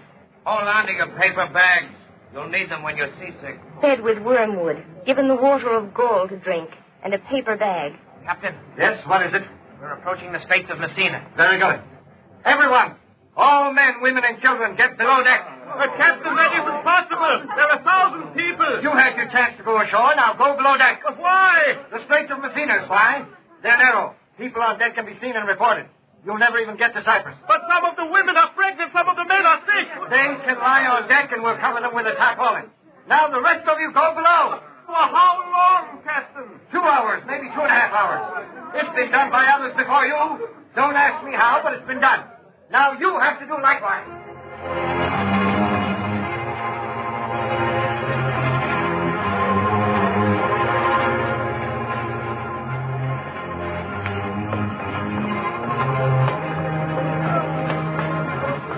One by one they file into the hold. Men on the starboard side. A seemingly endless stream measuring their way into the hold. Women on this side. They are no longer the bears transhipped for the menagerie. They are the small fish netted by the canning fleet. Children to the far end. They press together in the oil of their own sweat and fear. Tighter. Head to head. This way. Elbow to elbow. Children conserve space. We need space. They are not children. They are not men and women.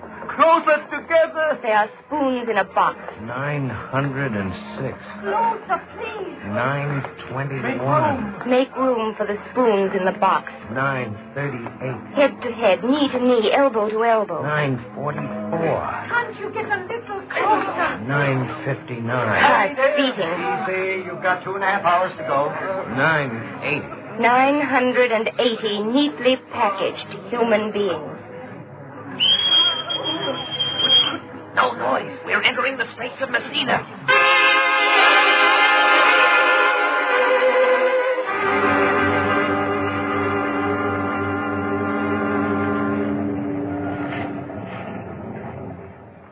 It isn't much of a ship. It isn't much of a ship's engine. It's old. It's cranky. It wants to rest. It has no heart for its enormous burden. And it knows that this is a one-way passage to a menagerie. The spoons in the box are breathing in unison, shallow breathing, because there is no room for chests to expand. Easy. Only an hour and a half more. They looked for a time of healing, and behold the new terror. And a man with a rucksack held above his head whispers, "And it shall come to pass when they say unto thee, Only an hour. Whither shall we go forth? And thou shalt tell them, I can't breathe. Thus saith the Lord, such is up death, Press back. Little air. and such is up of famine to the famine. A half hour. Hold on. Such is up of captivity to captivity. We are through the strait. Carry her with her head raised. Keep this one level. Its lips are blue. This one with the blue lips has had a heart attack. The others have only fainted. Not more than 6 or 7 casualties, all told. Lucky. We got through. We made it. Optimists. They still hope. The numbers of the concentration camps are seared into their flesh. Their bodies are marked by torture. Their souls are harrowed and scourged by the living memory of nightmare. But they hope. We are nearer Eretz Israel. The land of Israel. They look toward the captain. He nods. It is permitted. A song. Am Yisrael Chai, Am Yisrael Chai, Am Yisrael Israel lives. The people Israel lives until the very end. Am Israel Chai, Am Israel Chai. Hope is the highest good. It is the most sovereign medicine. These are the men and the women and the children of hope. They are the unconquerable and the undefeated. The word for them is Ma'apilim, the undeterred. For they know the outcome. They know it well. The outcome is assayable in the decaying list of the ship, in the clanging boiler, in the rusted pipe. It is a ship measured for its shroud. And so it happens. On this voyage, it happens almost within sight of the promised land. The first voice says, "Look, I see the shore." The second voice says, "There's a destroyer!" The third voice "Don't says, destroy us, they're coming!" And so they do a foolish thing. They paint a sign. "We are people who also fought in the war. We have borne our wounds as best we can. Now we are going home. Do not stop us." And beneath these words, they inscribe a verse from the Bible. For lo, the days come when I shall turn the captivity of my people Israel, saith the Lord. And I will cause them to return to the land that I gave to their fathers, and they shall possess it. Attention, please. Attention, please. You are within the territorial waters of the Palestine government. Stand by to receive a boarding passes. They have known this would be, but they are not amenable to knowledge and to reason. They are the romantics and the mystics. The realists were cremated. Only the romantics had the futility to survive. And so they resist. It is preposterous. An assertion of manhood by spoons in a box, who now, by the alchemy of international kindness and brotherhood and justice, are transported by Liberty ship to the island of Cyprus. Spoons in a box, becoming transformed into bears in a cage. An achievement of the 20th century.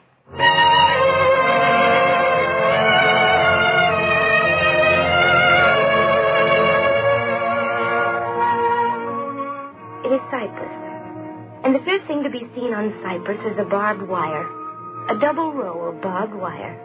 And between the double row, a jeep carrying soldiers. And the soldiers carrying guns. And the guns carrying bayonets. It is the first thing you notice. There are 10 camps, each with its perimeter of barbed wire. And within the barbed wire are the cities of tents. And so questions are asked.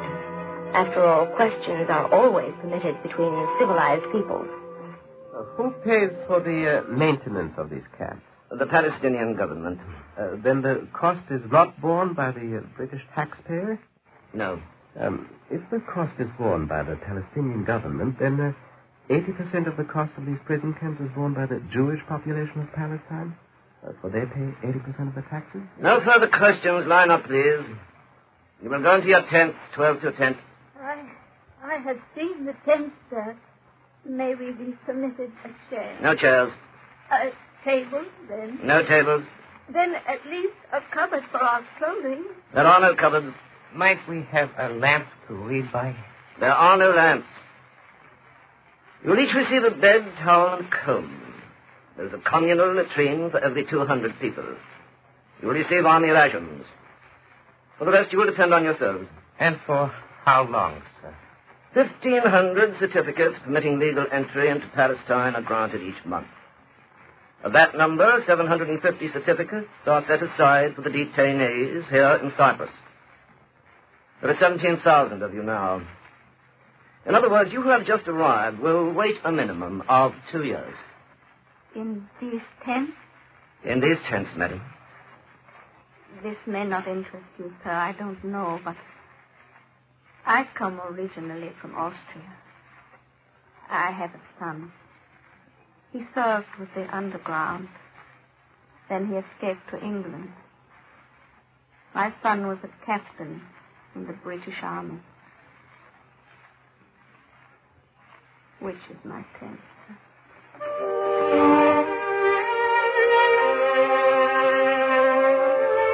I I have been on a cypress. I've tried to understand it. Perhaps you can understand it.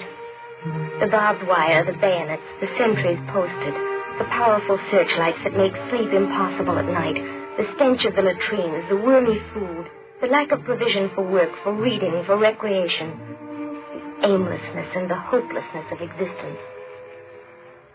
May we have water? For what purpose, madam? I wish to bathe. There is only sufficient water this week for drinking. There is none for bathing. Then I wish to bathe in the sea. It is not permitted. I have no ulterior motive. I do not wish to attempt an escape. Please, unlock the gate and let me bathe in the sea. It is not permitted. But I do see people bathing in the sea. There are at least 100 men on the beach. They are permitted, madam. They are German prisoners of war.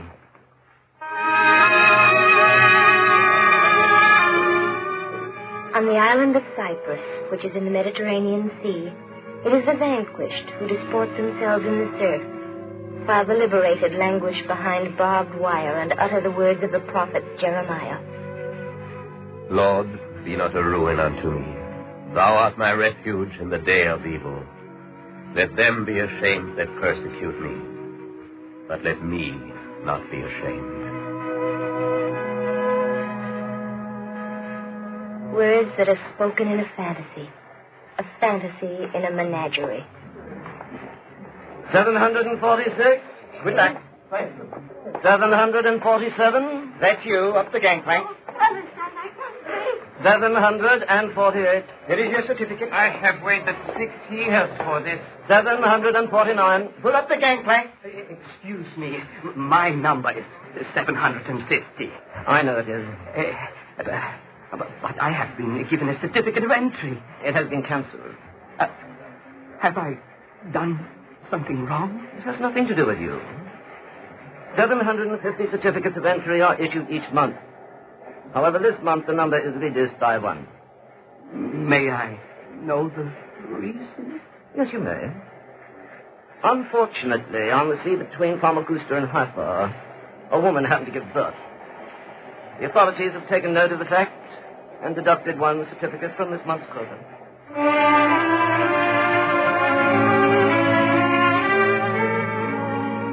A reply to monumental pain.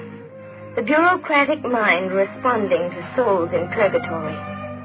For this they suffered arrest and withstood torture. For this at Dachau they bit their lips and did not cry out.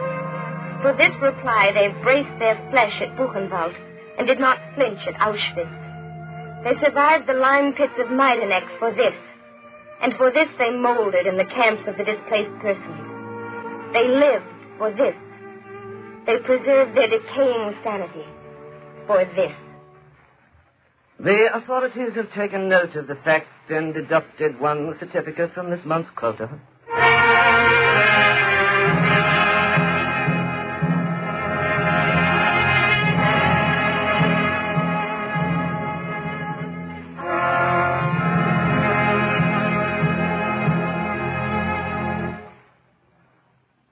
Bring the next child. Yes, Doctor. This is Babette Richter, age 15. Nurse, you must have the wrong card. Age 15, Doctor. Babette Richter. By Jove. Put her on the scale. I know her height and weight, Doctor. Height, 47 inches. Weight, 65 pounds. Age, 15. Are there any more like her? Yes, Doctor. There are more like her. Would you care to see them, sir? Not now, nurse. I'd rather not. No, I'd rather not.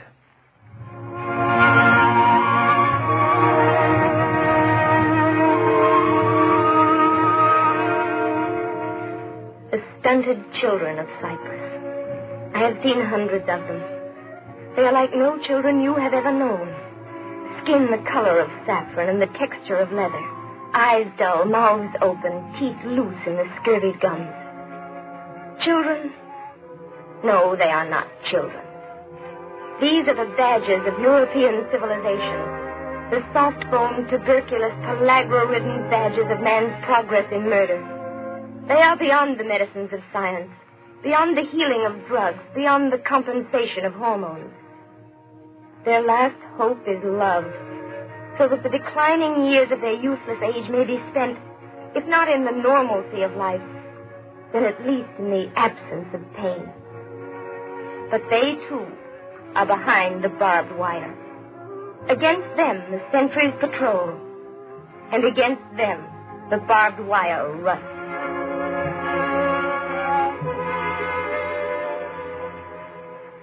I will tell you now a final story of barbed wire.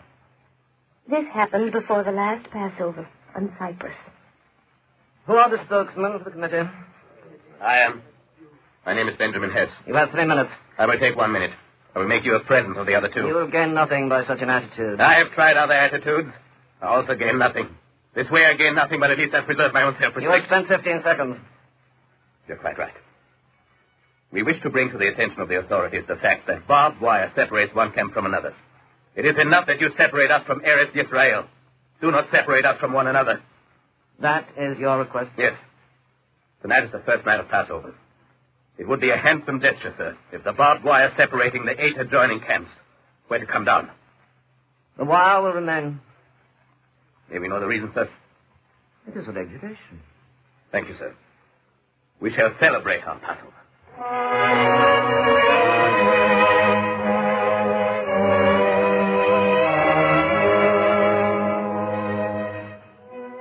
On the evening of the Passover, the festival of the liberation of Israel, they stood before the barbed wire separating the camps, and they said in unison the passage from the ritual.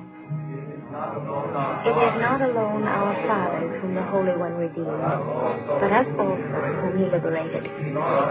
He brought us forth from bondage to freedom, from subjection to redemption, from sorrow to joy, from mourning to festivity, and from darkness into great light.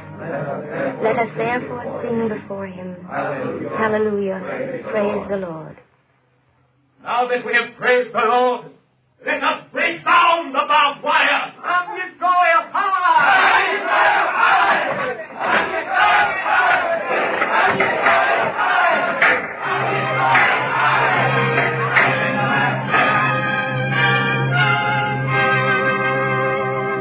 They breached the barrier of barbed wire on the Passover. I spoke to a boy whose leg was in a cast. He had been shot. There were several others who had been shot. But the breach in the barrier between the camps was made. A road was open on the Passover. And a steady stream went back and forth, as if to freedom.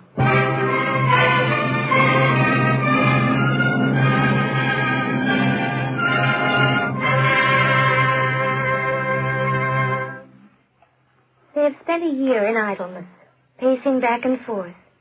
17,000 bears in a cage. They wait. If they would spare a little water, we could grow a few flowers behind the wire. There has been no water. But they have done wonderful things. With materials consisting of a discarded soup can and a rusty pair of scissors. Here is the flower bowl which I have made. When you bring it to America, you could lacquer it. It will improve its appearance. They are the Ma'apilim, the Undeterred. Children, those of you who have not learned to read can at least draw pictures. We have no drawing paper, but we do have these copies. I have collected 5 crayons. Pass them from one to the other. I have seen them. I have been among them. I am hopelessly and eternally prejudiced in their favor. They have known nothing except pain and misunderstanding. But these men and these women, and yes, these children, show a level of human worth that is unsurpassed.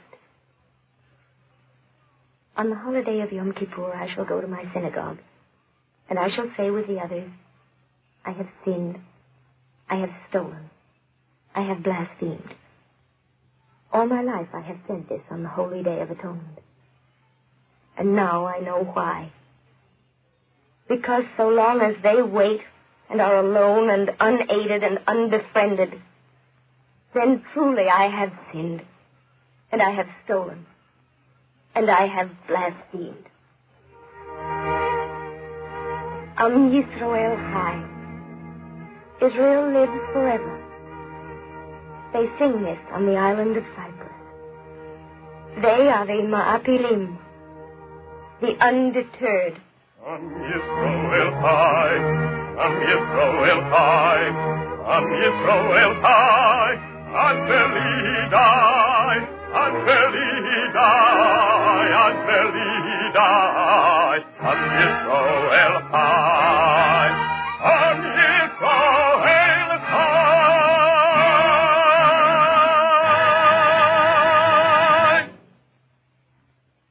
Our script by Morton Wishengrad was based upon the first-hand observations of Tamar de Solapool, former president of Hadassah.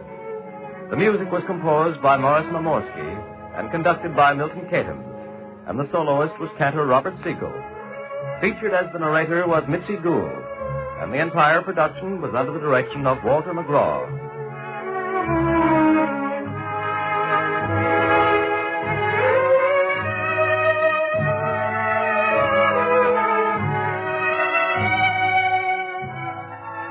Daylight saving time ends in certain areas on Sunday, September 28th.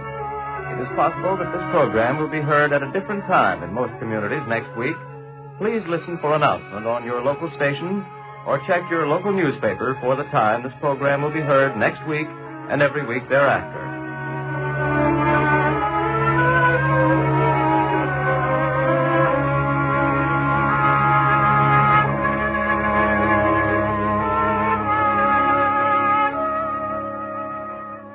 Free time for this program is made available each week to the Jewish Theological Seminary of America by the National Broadcasting Company and its affiliated independent stations.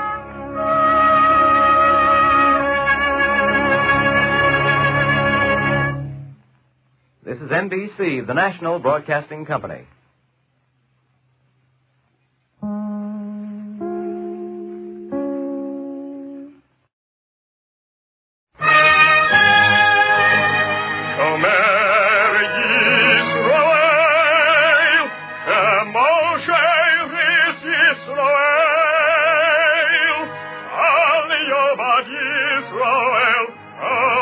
Shema Yisrael.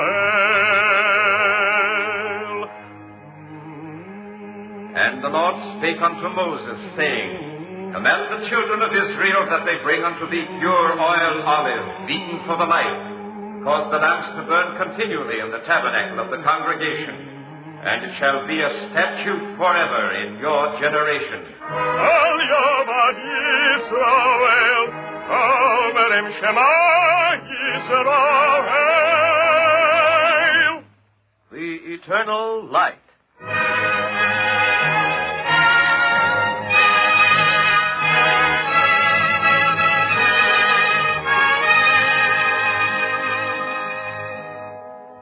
The National Broadcasting Company and its affiliated independent stations make free time available to present The Eternal Light, a program which comes to you under the auspices of the Jewish Theological Seminary of America. Our program today by Morton Wishengrad is entitled Wells of Salvation and features the singing of cantor Robert H. Siegel. Norman Rose will narrate.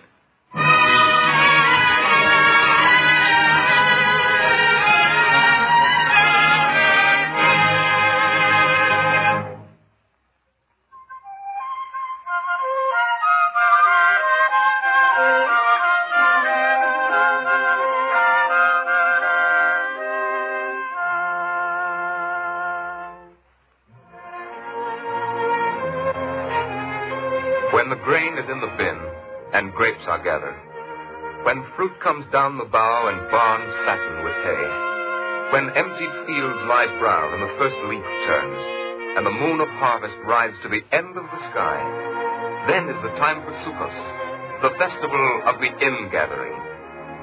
The father comes home from the synagogue, where all day during the Yom Kippur service he has fasted and prayed.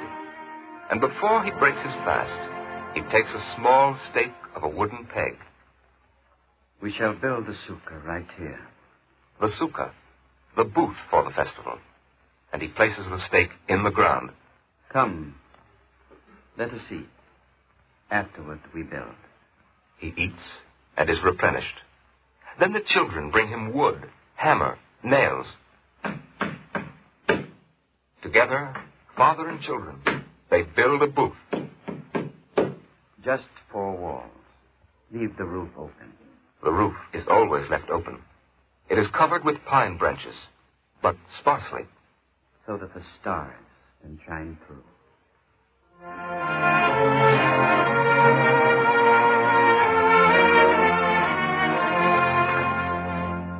And then the mother comes. She overhangs the booth with clusters of grapes and fine apples and other pleasant fruits and scented flowers and fragrant wood. This is our tabernacle. Sukkos, the festival of the ingathering, the festival of this. And upon the first evening of this most ancient and most joyous of holidays, the young child takes up the immemorial palm branch and the yellow citron. And behold, it is night, and the stars are shining through, and the boy sings a question of his father. Lama sukazu, avatocheli.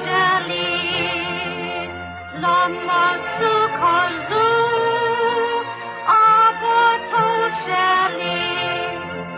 Lesheva sugo yakiri, lesheva sugo kabibi, lesheva sugo yelefein sheli. Lesheva sugo yelefein sheli. Lama lesheva avatocheli. Lama lesheva avatocheli. Avoseinu yakiri, avoseinu habibi, avoseinu avgam heima yoshvu basuko. Avoseinu avgam heima yoshvu basuko. Why our sukkah, Father? Please tell me, asks the boy. Because in the Bible there is the commandment, ye shall dwell in booths, that your generations may know that I made the children of Israel to dwell in booths, when I brought them out of the land of Israel. And the boy asks, why the yellow esrog, the citron?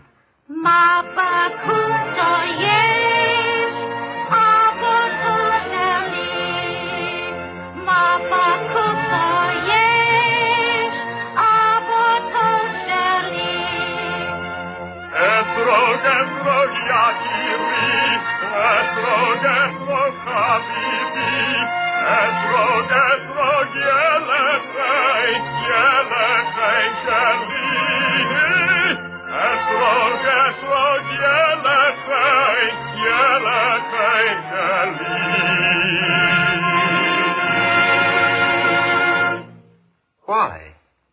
Why the yellow citron and the green palm branch entwined with willow and a sprig of myrtle?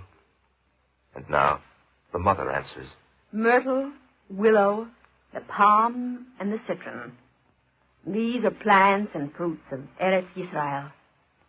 They are a symbol of God's providence. The boy listens, but he does not understand. And so the father opens the Talmud and reads a parable. The 4 species are like organs of the body. The palm branch as straight as the spine. The myrtle leaf oval like the eye.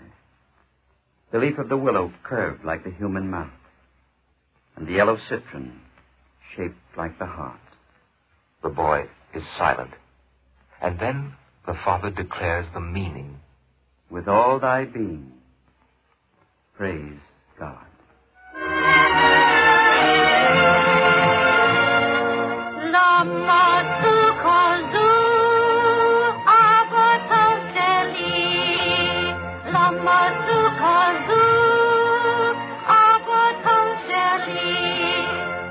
Lesheva sugo yakiri, lesheva sugo habibi, lesheva sugo yelepein sheli, lesheva sugo yelepein sheli. When Israel emerged from the wilderness and came to Canaan, which the Lord had given them, and which he called Eretz Yisrael, the land of Israel, they found there a pagan people who celebrated the harvest and worshipped the pagan god Baal. And the Israelites celebrated the same harvest. And they said, "These others stand with their faces to the east and worship the sun, but we turn to God."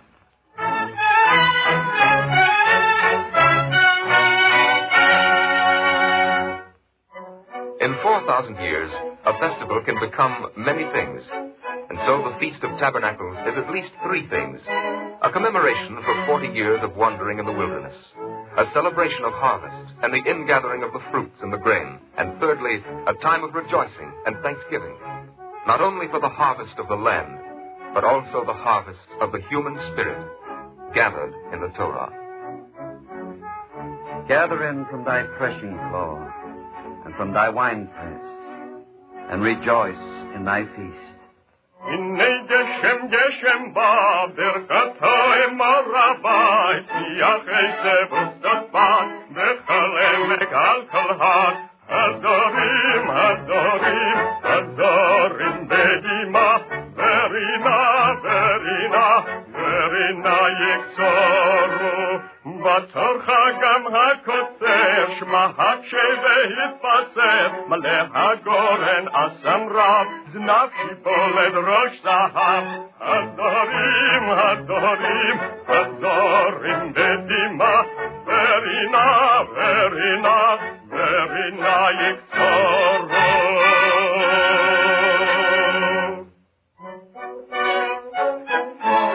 The first Thanksgiving Day. In Eretz Yisrael and in Jewish custom, Thanksgiving Day follows the September harvests of Judea and Galilee. But in America, Thanksgiving Day comes later.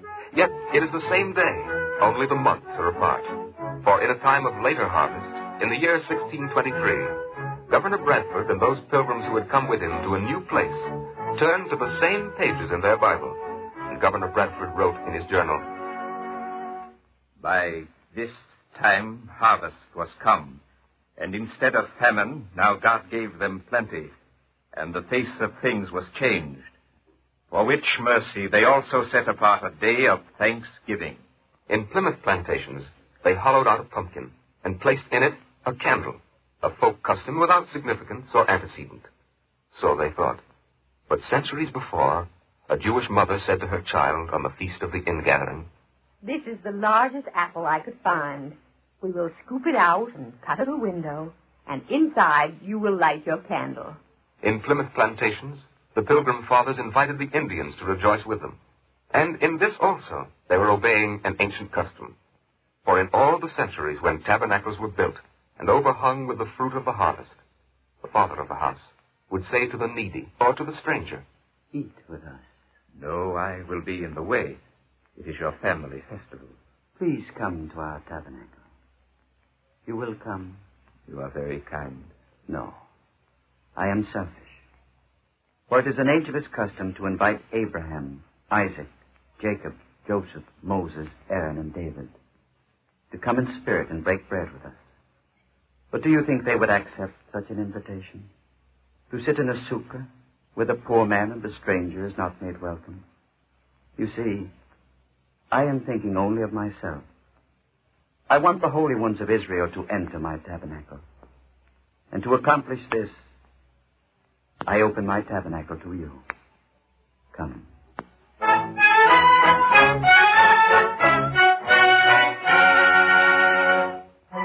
And they ate together and sang, "How good it is for brethren to dwell together in peace." And they sang Hallel, and they sang of seed in the ground, and of the sun which quickened the seed, and of the rain which prospered it, and of the farmer in the field bringing in his grain. In Plymouth plantations, centuries later, the words were no different.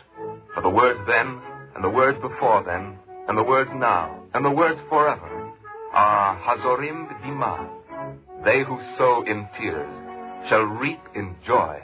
Geshem, Geshem, ba, birkatoi morabai, siat esevustot ba, birkolemek alkolha, hazorim, hazorim, hazorim, bedima, berina, berina, berina yiksoro. The rain has come on every hill, in every valley, grass and corn are blooming, grass and corn are blooming.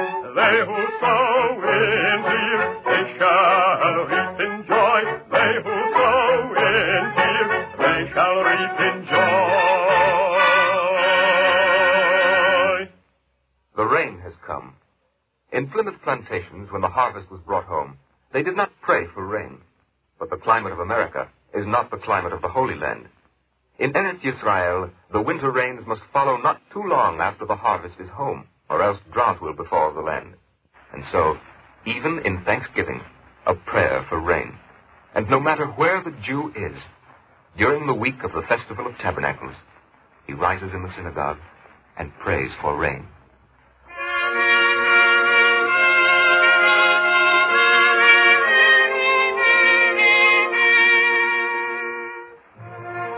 They sang this throughout the generations of the dispersion. They prayed for rain. The rain of Judea, the rain of Galilee, the valley of Jezreel and Jerusalem. They opened their Bibles to the prophetic, and in the 12 chapters of the prophet Isaiah, they read, Usha Avtim Mayim. Therefore with joy shall ye draw water out of the wells of salvation. Ushe'aftem mayim besason mi'mayne ha'yeshua. Ushe'aftem mayim besason mi'mayne ha'yeshua. Ushe'aftem mayim besason. Ushe'aftem mayim besason. Ushe'aftem mayim besason mi'mayne ha'yeshua. Ushe'aftem mayim besason mi'mayne ha'yeshua. Mayim.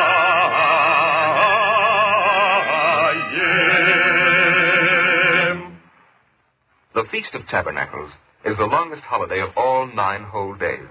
The 7th day is called Hoshano Rabo, the day of the great Hosanna. The 8th day is Shemini Atzeres, and on this 8th day, the prayer in the synagogue will be for rain. Another prayer for Geshem. The synagogue prayer is sober and reverent, as befits religious service. But in Eretz Yisrael, when the men and the women of the kibbutzim leave the house of prayer, return to their homes through the harvested fields, their song is buoyant. It is a song earth expectant, and clouds assembling, and the soft rain falling. Geshem, the rain, and the raindrops wetly calling to one another. Tif-taf, tif-taf. Geshem, Geshem, Geshem, Geshem, Nishamayim, Kol Hamon, Yipol Bamayim, Tif-tif-taf, Tif-tif-taf, Machau, Taf-taf-taf, Tif-tif-taf, Tif-tif-taf, Tif-tif-taf, Machau, Taf-el-taf.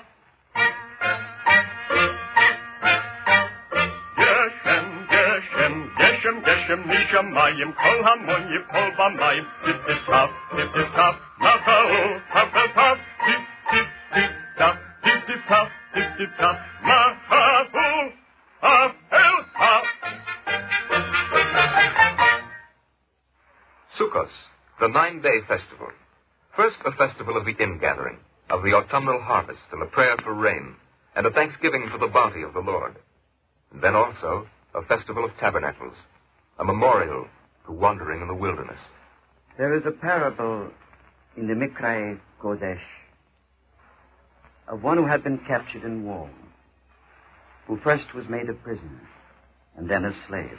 And he escaped his master, but while his body was free, his soul remained in bondage to fear. Then he reached a faraway place where he could not be recaptured. Only then did the fear leave him. And only then was he liberated from bondage. It is a parable of Sukkot. Israel was liberated on the Passover. But even in liberation, there was no freedom, for Israel was given over to the desert for 40 years. Deliverance from Pharaoh unto homelessness, deliverance from fear of death unto fear of life, and thereby liberation became a newer manner of bondage. It is a parable.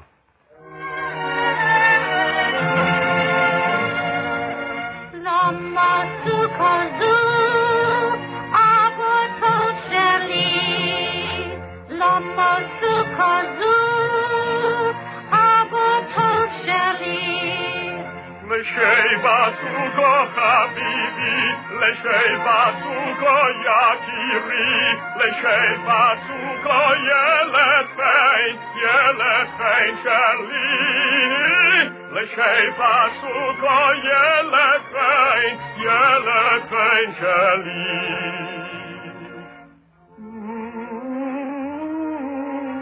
Why the sukkah, Father? There are many reasons, and some have been told. But there is a final reason greater than all before. On the 23rd day of the month Tishrei, on the 9th and final day of the Festival of Tabernacles, is the day of Simchas Torah, the rejoicing of the law. It is inevitable, the holiday proceeding through prayer of thanksgiving to the fountain of monotheism, the Pentateuch, the 5 books of Moses. And so, on the final day of the long festival, the scrolls of the law are removed from the ark amid rejoicing. It is a day of the ending of the final chapter and the beginning of the first, a day of the reading of the death of Moses, and a day of the beginning of creation. Bereshis, in the beginning.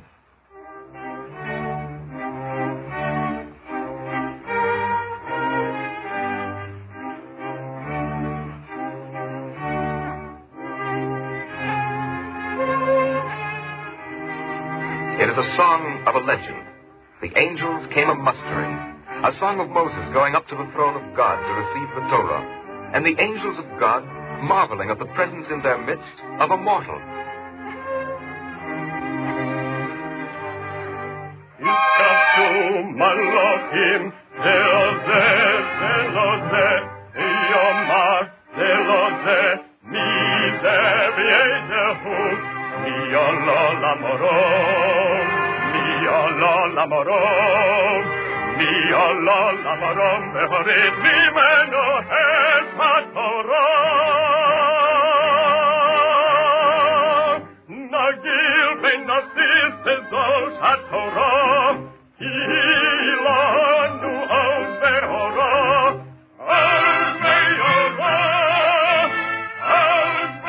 behorah. Iskapsu malachim. Zelekavaldeh, Veyamar, Zelozeh, Mizeh v'yezehu, Mi'ala lamarom, Beharit mimeno et haTorah. Nagil benasis ezos haTorah, Hilanu oz behorah.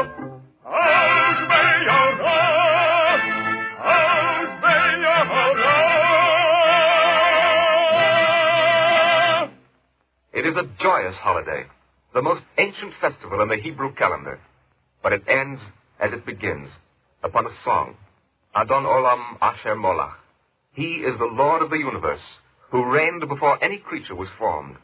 All things were made by his desire, and he was proclaimed king. And after all things shall have an end, he alone shall reign, who was, who is, who will be in glory.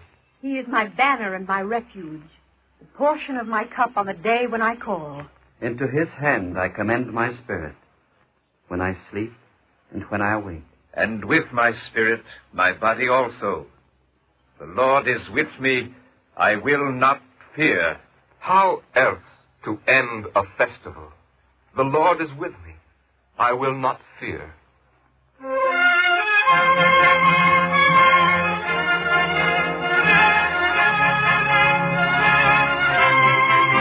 Adon olam asher molach, b'terem kol yetzir nivra, le'yezaso b'kefto kol, azai melech shemo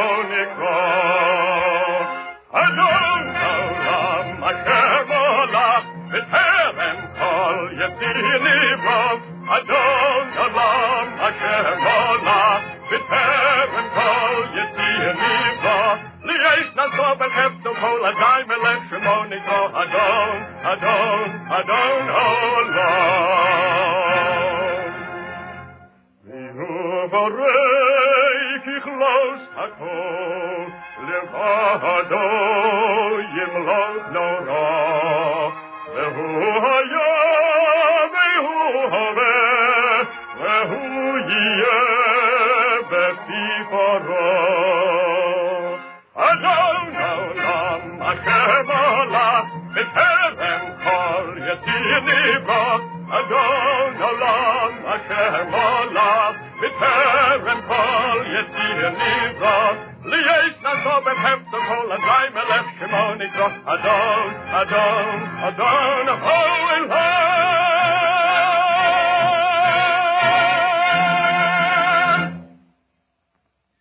Now we present a message by Rabbi Bernard Siegel, Executive Vice President of the Rabbinical Assembly of America. Rabbi Siegel. The festival of Sukkot, which has just been so beautifully portrayed, and which will be ushered in by Jews everywhere at sundown today, will, I am sure, evoke in all of us a renewed sense of joy in the many things for which we are grateful. Despite the sadness and sorrow which these times hold for many, and the hunger and homelessness in many parts of the world, there is yet much in which we find strength, encouragement, and hope. We live in a day when a parliament of all nations is meeting, and in the very convening of the United Nations, there is a source of strength and a beacon of bright hope.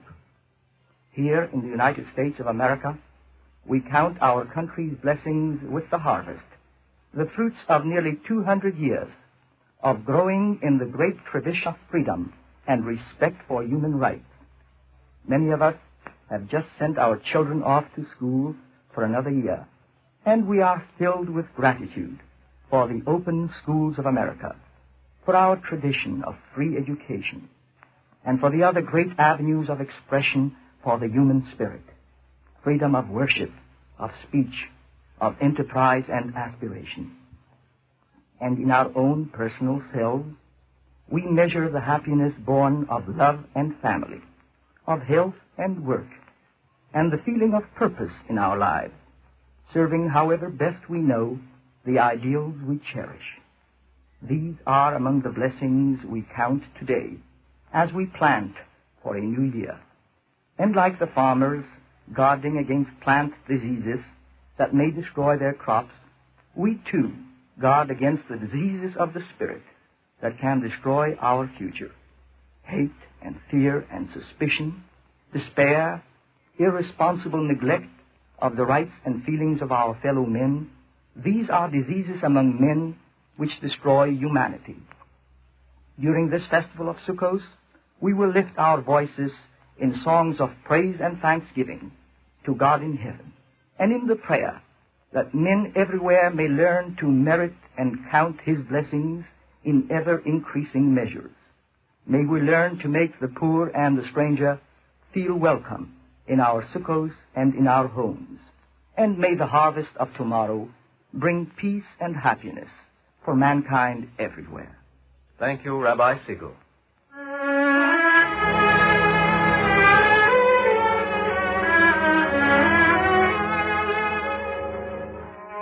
The program you have just heard was written by Morton Wishengrad.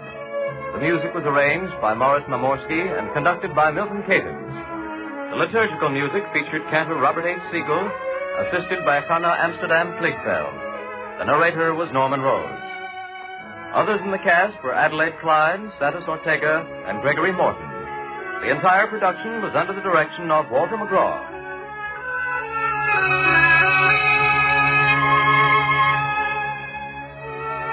Free time for the Eternal Light is made available by the National Broadcasting Company and its affiliated independent stations.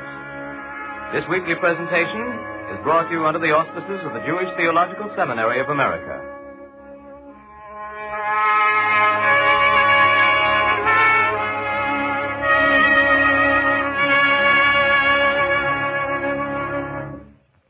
This is NBC, the National Broadcasting Company.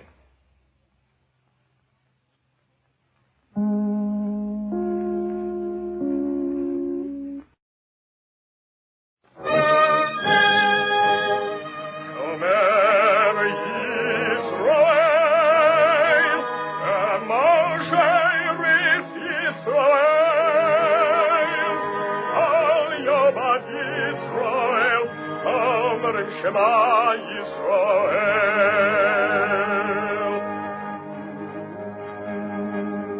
And the Lord spake unto Moses, saying, Command the children of Israel that they bring unto thee pure oil olive, beaten for the light, to cause the lamps to burn continually in the tabernacle of the congregation, and it shall be a statute forever in your generations.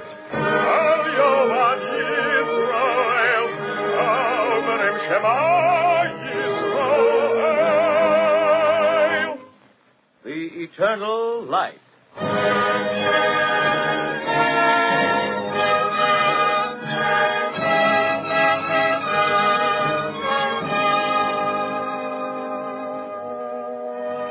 The National Broadcasting Company and its affiliated independent stations make free time available to present The Eternal Light, a program which comes to you under the auspices of the Jewish Theological Seminary of America. Today's drama by Morton Wishengrad is entitled A Journey to Ger and features Norman Rose as narrator, Santos Ortega as Gadil, and Alex Scurby as the stranger.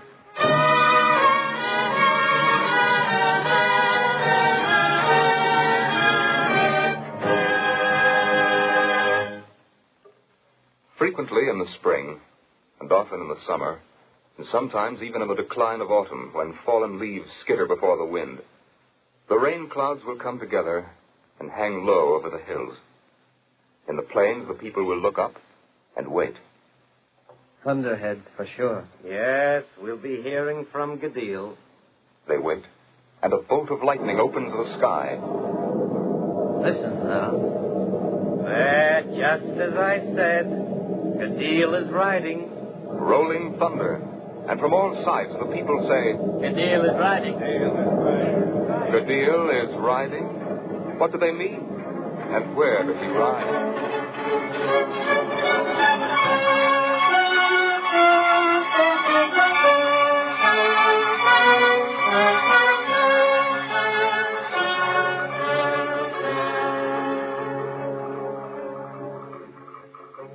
Long, long ago, in the distant future, there came to the land a simple man named Gadil. He stayed a little space, and then he went. Where? From whence he came. Where was that? To where he went. And who went with him? I went with him. And who am I? You will know.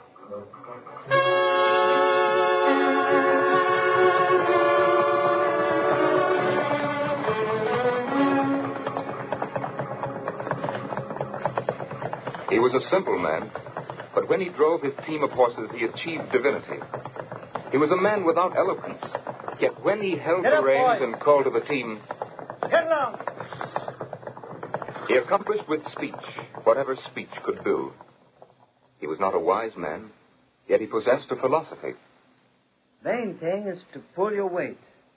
He was a man of vanity, but none of it was for himself. I called the gray horse Jesse. 17 hands high and as willing as the day he was full. He called the black horse David. Jesse and David. Man should call his animals by names a man can respect. People didn't understand. They smiled at his simplicity. What are the oats for? Oats cost money, Gadil. Let them eat grass. They work hard. They're entitled to the grain. Brushing them again? Gadil, don't you get tired of grooming the horses? Keeps the pores of their skin open. Besides, it gives me pleasure to see them well.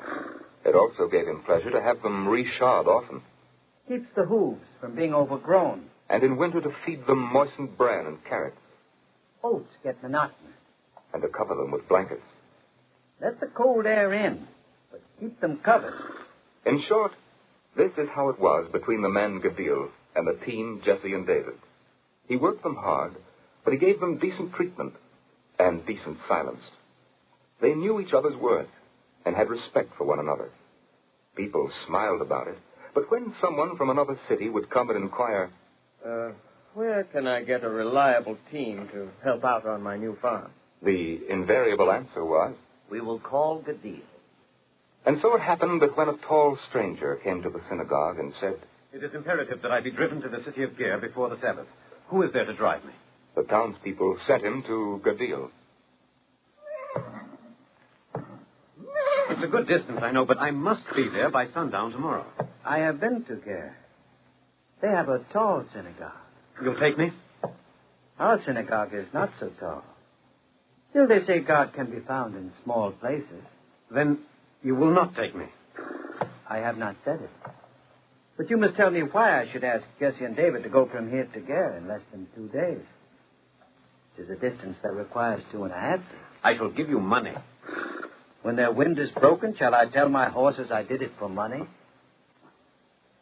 You will tell them you did it because my mission is urgent. What mission? I go to Ger to preach this Sabbath. You will preach the following Sabbath. I've been asked for this one. They will find a substitute. Will my substitute say what I have to say to the people of Ger? I don't know.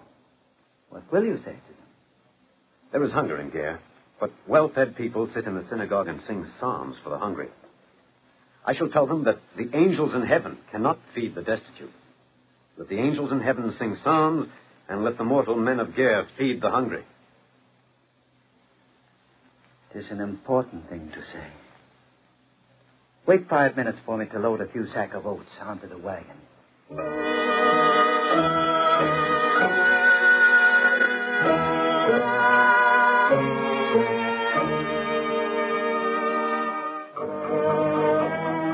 They drove briskly toward Ger. They rode without conversation. Conversation is a barrier against thought, and both Gadil and the stranger were occupied with thought. The thought of Gadil was, They are fine horses. In all the land, only Jesse and the son of Jesse could take the stranger to Ger before sundown tomorrow. and the thought of the stranger was, There are women and children who starve in the streets of Ger. And there are sleek men who will be in the synagogue to pray for the starving. and so they rode on. Gadil lost in affection for his horses. The stranger, bitter in his contempt for men.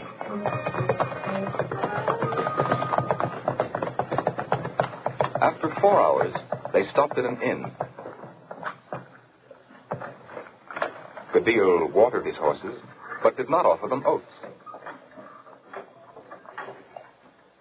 People starve in Ger.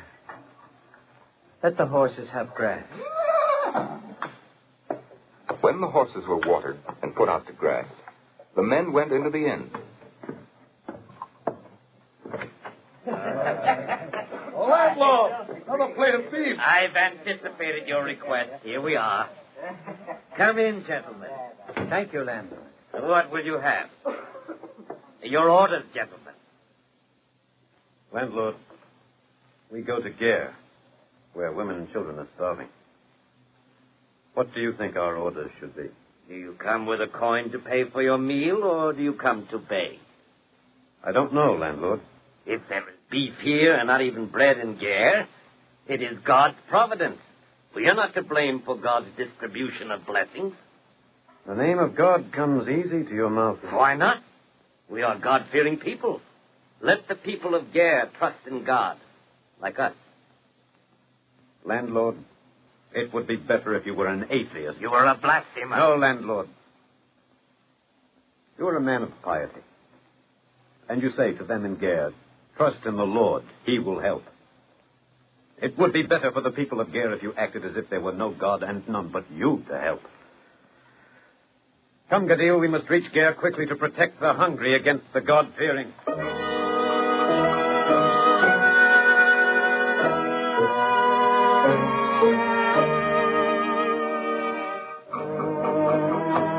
They drove at a faster gait, hastened by fear.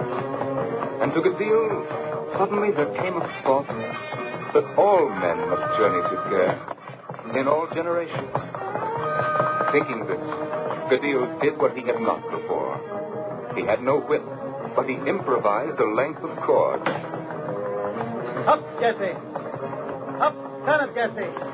And now Gadil was bitter, because the need of men had caused him to whip his horses. But the stranger said, Gadil, this will be reckoned a good deed, equal to the oaths you bring. Having said this, the the stranger fell silent again. Now the design of their mission to Ger began to take shape. A wise man bringing words of prophecy, a simple man bringing a few sacks of oats, the word and the deed, the whole and its parts.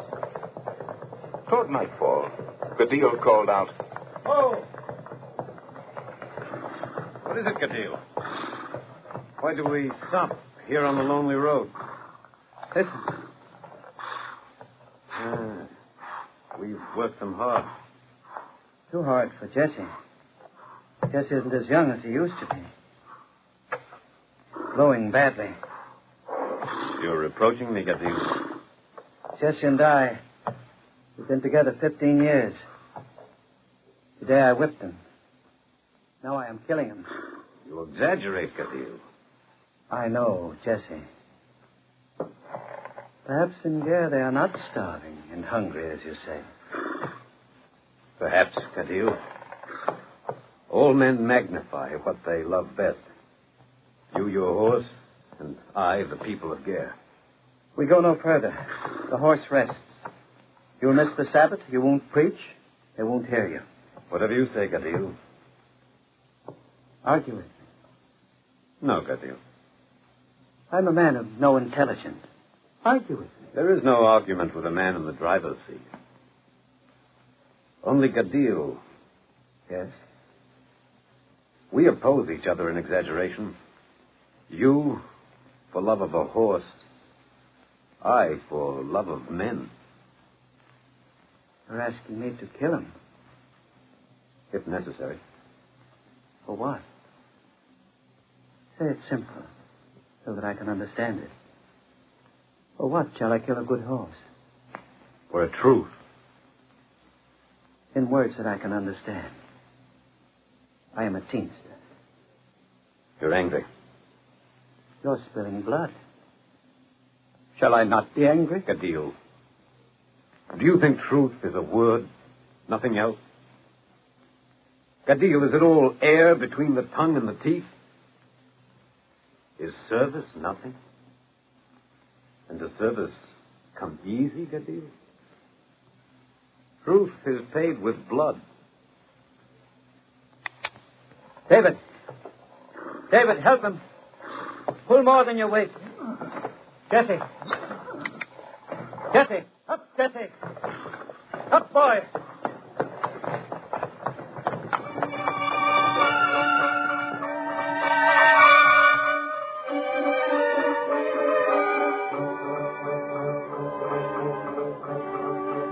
There are some who pull their weight. There are some who needs must pull more than their weight. And there are some who pull no weight.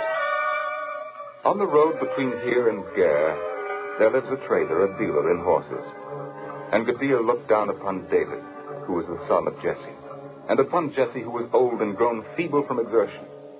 And Gadil thought longingly of the horses, the fresh horses in the possession of the man who lived between here and Ger. And so, slowly, laboriously, painfully, they came to the dealer, and they stopped. Dealer, Jesse is a good horse. A tired old horse from the looks of him. He will be all right after he rests. If he rests.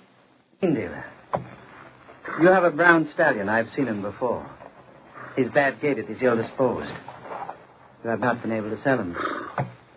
I will take him for Jesse. With 10 coins thrown in. Jesse is worth 50 of them. And I have no coin. Then we don't trade. Business is business, and charity is quite apart. We can't rest while people starve. No, but if I make a bad trade, how does it help other people? I'm not a wise man. Don't ask me questions I can't answer. All I know is that it is important for us to reach Ger. Why? I bring a preacher to those who have forgotten the poor. Who's stopping you? I'm also bringing a few sacks of oats to show the poor that some people haven't forgotten. Drive on, Gadil. But Jesse is blowing. You made that observation before. I quite agree. Look, I'm not a heartless man. I will give you a few loaves of bread, but that's all. It will be more for the horses to carry. Some people are never satisfied. never look a gift loaf in the mouth. Pretty good joke. Sir, you are not laughing? Forgive me, these days I rarely laugh. I was saying to Gadil, I will pray for the souls of the people in Gare.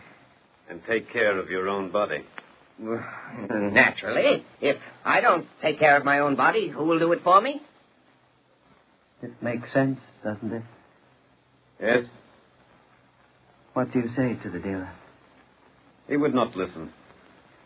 You can't ask a man who will not listen. That is the greatest humiliation. I have no answer for him. Men like me must ask men like you to say the answers to men like him. Yes, Gadil. Dealer. Well?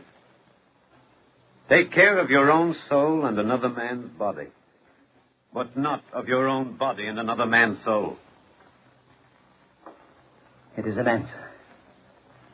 Dealer, will you lend me a fresh horse? Not yet, Gadil. I must take time to study his answer. They starve one to study. I do nothing without study.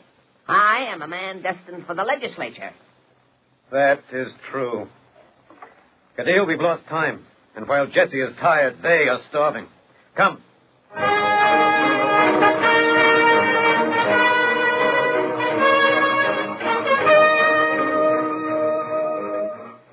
Gadil drove.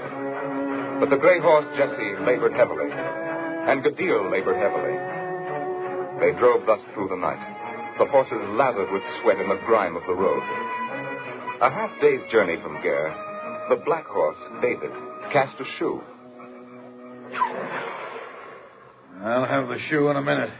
We'll wait, blacksmith. Oh, there's bread to eat, Gadil. You're welcome to it. Thank you, blacksmith. Sir, will you eat bread? It's my wife's bread. It's good. Both of you eat. Today, I shall keep a fast. It's foolish, sir.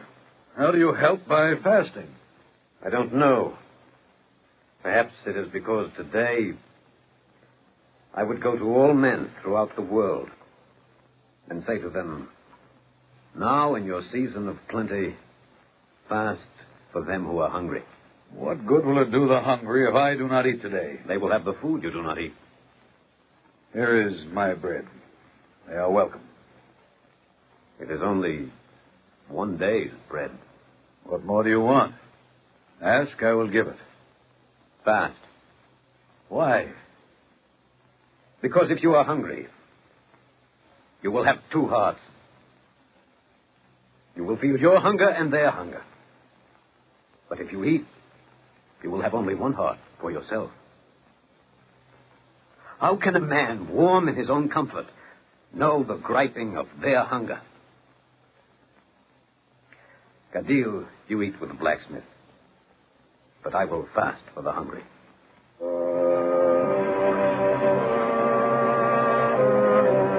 But Gadil also fasted. For nothing that the stranger had spoken had come so near his heart. The black horse David was shod. The gray horse Jesse was watered and fed. And they resumed their desperate mission to Gare.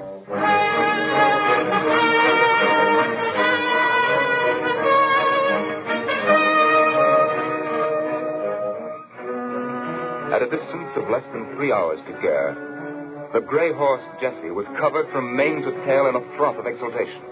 The muscles in his massive shoulders knotted in great cords of effort. His master had called upon him. He was answering with his entire heart. His flesh gleamed red under the harness. The saliva at his bit crimson. His great eyes bulged and his nostrils strained hard for breath. At a depression between two gentle hills, Jesse began to falter. We can go no more. We must stop. We can go no more. And so, they stopped. And only when they stopped did Jesse fall. His great flanks quivered. His gray head heaved. There was a sucking in of breath. And then, he had rest. Sir, help me remove the harness. That was all Gadil said. He neither spoke nor wept. Weeping is for the living, and not for the dead. There were the living of Ger, those living in hunger. Still, Gadil allowed his fingers to rest briefly on Jesse's muzzle. All right. Now David will have to pull for two. It was the stranger who was sentimental. He pulled more than his own weight. All right. Throw the empty harness in the wagon.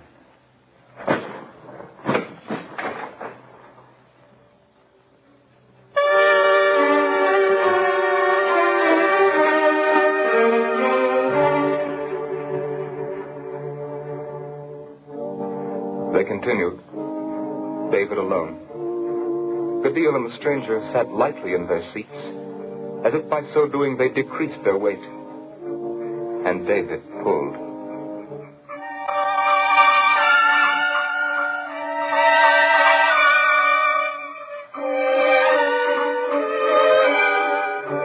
A quarter of an hour before sundown, in the city called Ger, a single black horse pulled the wagon up to the central square.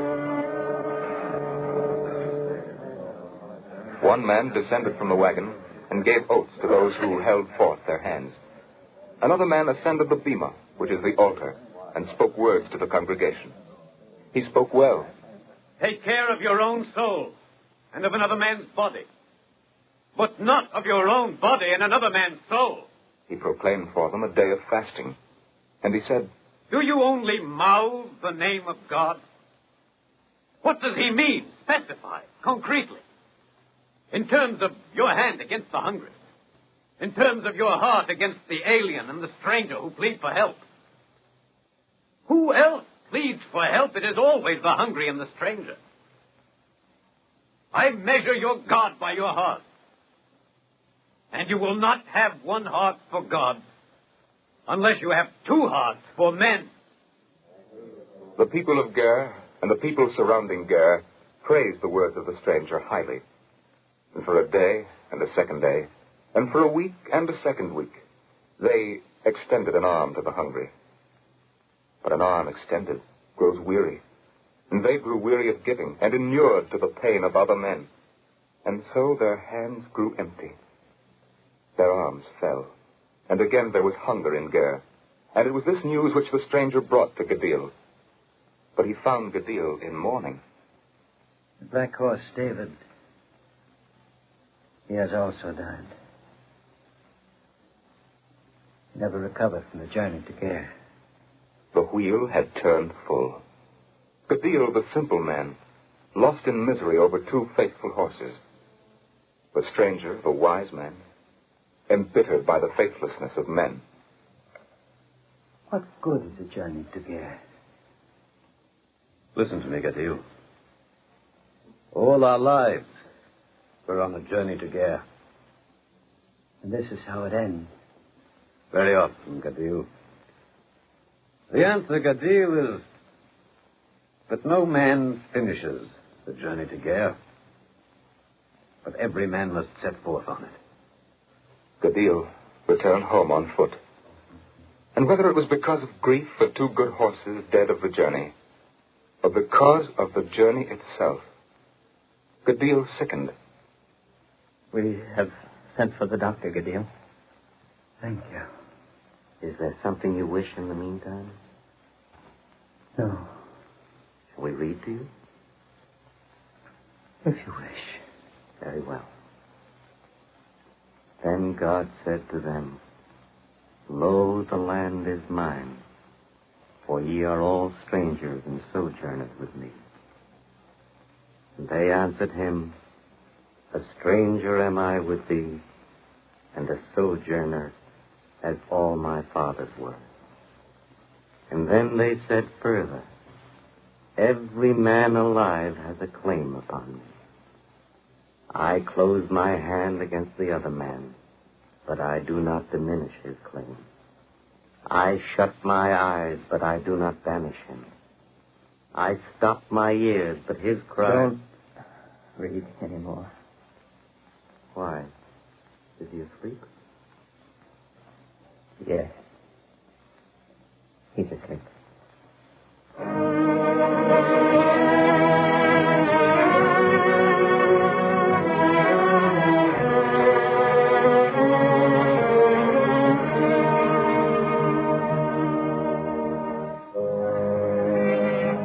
But he was not asleep. He was dead.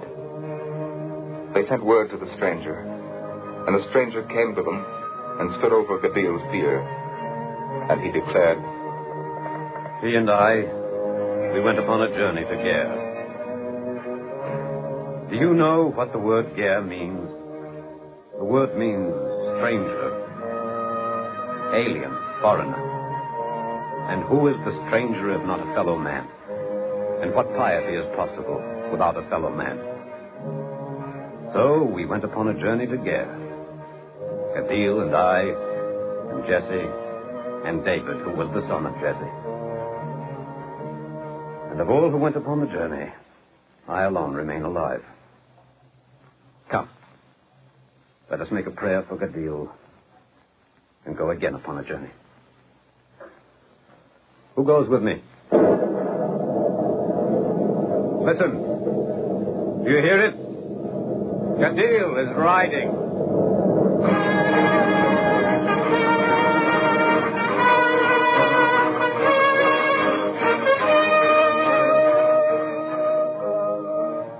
Under the hooves of Jesse and David, there is a sound of thunder, the prayer of Gadeel on the eternal journey to Ger, that men shall remind themselves of their blessings and not forget the hungry. The journey never finishes, but still and always, it is a journey that must be undertaken.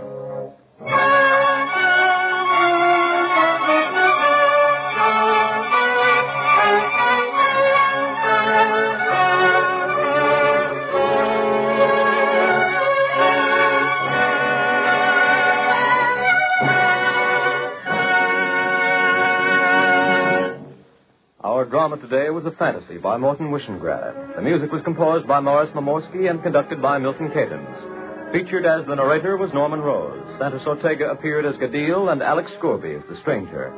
Cantor Robert H. Siegel was the soloist. The entire production was under the direction of Walter McGraw. The Eternal Light comes to you under the auspices of the Jewish Theological Seminary of America. This is NBC, the National Broadcasting Company.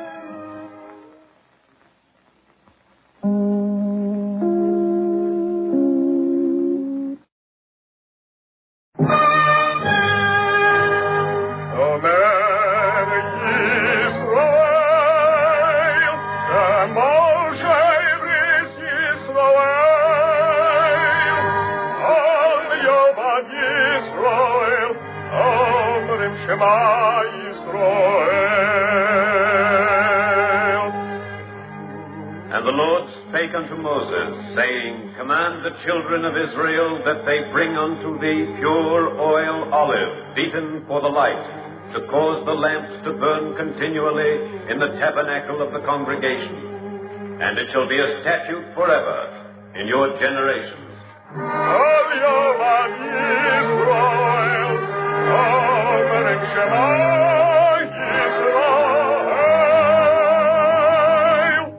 The Eternal Light.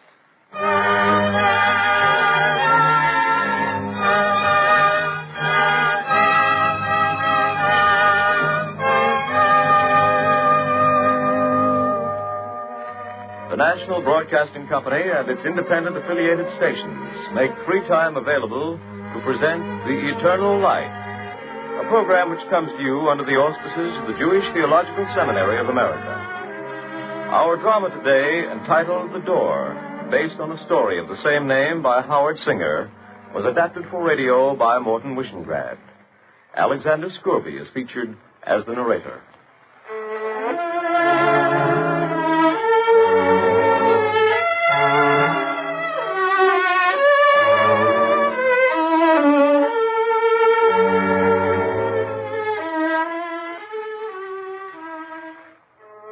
It was her first day in school.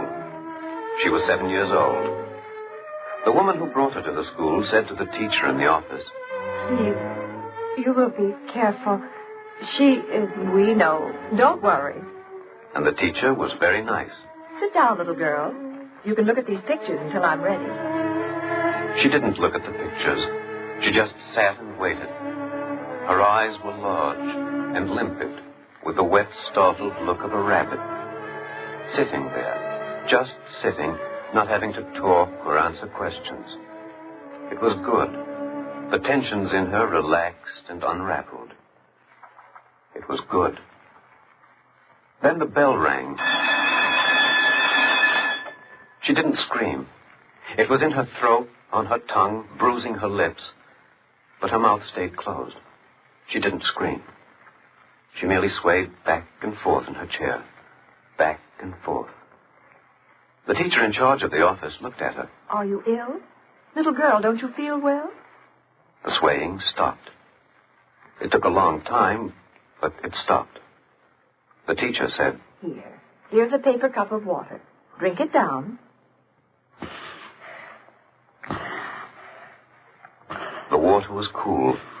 It made her feel better. The teacher was good. If only the bell wouldn't ring. Merci. Merci bien. She had forgotten. She had spoken in French. But the teacher understood. You're quite welcome, little girl. We'll go to the principal's office now. Follow me.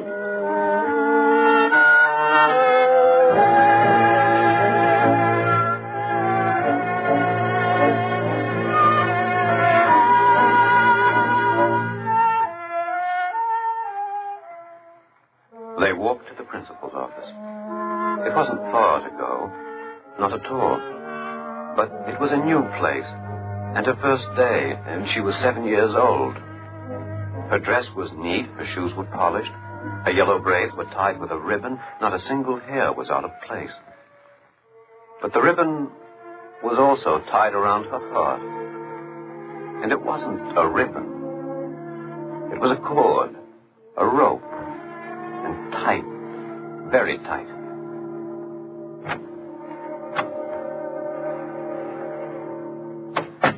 Oh, won't you come in? I've been expecting you. Mr. Hines, the principal. Not every new pupil was taken to see Mr. Hines. It was an unusual distinction. Come in and sit down. I won't bite. He had a hearty laugh. He had a good digestion. It gave him a happy disposition. Mr. Hines was a very fine man. Yes, of course. Sit down. How do you say it? Asseyez-vous. That's it. Asseyez-vous, s'il vous plaît. He was pleased with himself. That means sit down. I am always astonished at how much French I remember. She had no idea why Mr. Hines was laughing. It disturbed her. What was there to laugh at? Was he laughing at her? Why was he laughing at her? Her eyes grew larger. She began to sway. Back and forth in her chair. Back and forth. Well, Mr. Hines was uncomfortable. let me see. Yes, I think it's time to take you to your new class. And you know what? I'm going to do that myself. Come along, little girl. It was unnatural for a man to laugh so much, or so heartily. But then, she was only 7 years old and very timid. That's why she thought so. Besides, Mr. Hines himself was escorting her to her new class. The principal himself. It was an honor, a great honor, only she didn't know that. And she was always impressed by the wrong things. You're going to like us. Yes. There was absolute silence in the classroom when Mr. Hines came in. He was the principal. To the children, he looked like God, only a little bigger. Good morning, Miss Klein. Good morning, Mr. Hines. Children? Good morning, Mr. Hines. Good morning, children. It frightened her. It was routine. The greeting, the response, the chuckle, the party atmosphere. Why should it frighten her? It was so foolish.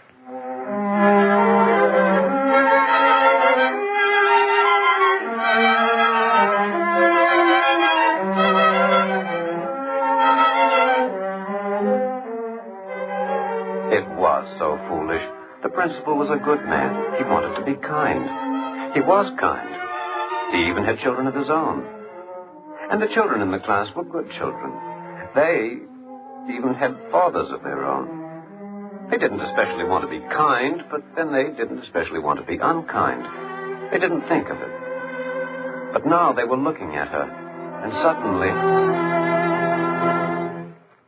suddenly, the room seemed to spring at her all at once. Miss Klein. Yes, sir. There are a few things you should know. Yes, sir. Suppose we talk over here. I think it would be better. Oh, certainly, Mr. Hyde. No, I think we're going to have It was a very big room, and she was not a very big girl. She was a small girl in a big room. A room with many windows. Dozens of windows. Hundreds of windows. Thousands of windows. Looking down on her. And the children, how many children were there? And they were looking at her. All of them. The faces blurred. better psychology. They shouldn't have left her standing all alone in the center of the room. Not on the first day of school. She was only 7. And there was a ribbon around her heart. Judgment, Miss Klein, restraint. What were they talking about? Was it about her? The faces of the children blurred and then came into focus and blurred again. All your insight. I understand, sir. They shouldn't have left her standing all alone. Her lips were dry. Her right shoulder hunched up. Delicate problem. Mr. Hines had selected Miss Klein to handle the problem. Of all the teachers in the school, he had selected Miss Klein. It was a great honor. Miss Klein said so. It is a great honor, Mr. Hyde. Now, you have my full confidence, Miss Klein, my full confidence. Good morning, children. Good morning, Mr. Hyde. And it is a good morning, isn't it? An excellent morning.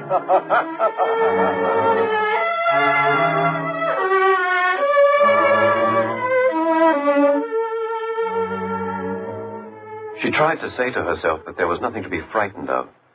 Her tongue went over her lips, but her tongue was dry. Her eyes seemed to expand in their sockets. It was wrong for eyes to do that. But Miss Klein was smiling at her. Hello. Psychology, the friendly approach. Hello, little girl. You're rather shy, aren't you? But it was not just psychology. Miss Klein was interested. There was something about the little girl. Won't you say hello? Well, then, tell me your name. What is your name? Comment vous appelez-vous? Miss Klein blushed a little. It was becoming. She had a dim recollection that the vous form was inappropriate for children. Or was it? Je m'appelle Miss Klein. Comment vous appelez-vous? Little girl, what is your name? We like you. Tell us your name. Won't you? Jeanette. Oh, that's very pretty. Children, did you hear?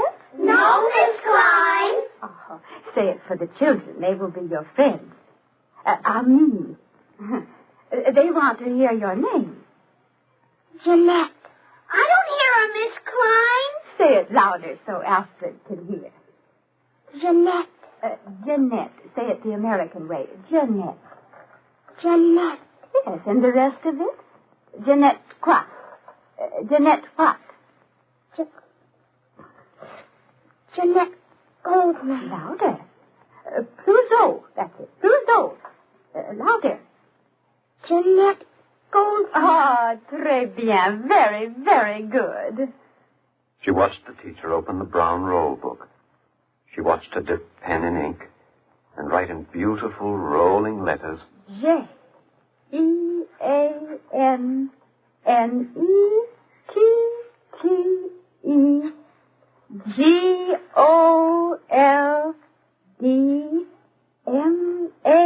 Goldman. Miss Klein finished writing. She looked at the large, limpid eyes of the little girl. She looked at her nostrils, which were slightly flaring. She looked at the shoulders. At the right shoulder. Jeanette, you will spoil your posture. You mustn't lift one shoulder higher than the other. It's a bad habit, and you must now learn good habits. I will show you. See? Down. Like this. Straight. Now, your shoulders are straight. It was a gentle pressure she had exerted. Miss Klein had pressed only ever so slightly. Almost no pressure at all. It was the gentle pressure of a friend. But Jeanette trembled.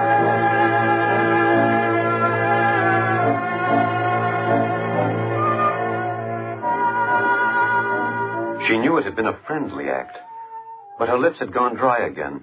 Her mouth was dry. Her hands were cold. Her feet had no sensation, only numbness. The room receded and the faces of the children blended and became a single blur. Then, from a great distance, from very far away,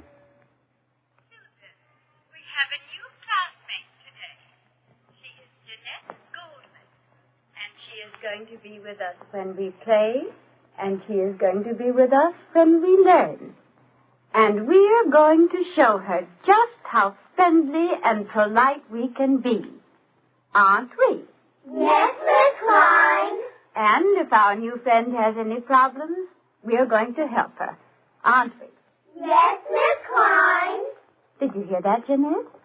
Yes, she had heard. But in the third seat of the second row, there was a boy. He had buck teeth. The children are waiting, darling. You did understand them, didn't you? The girl in the last row made a face.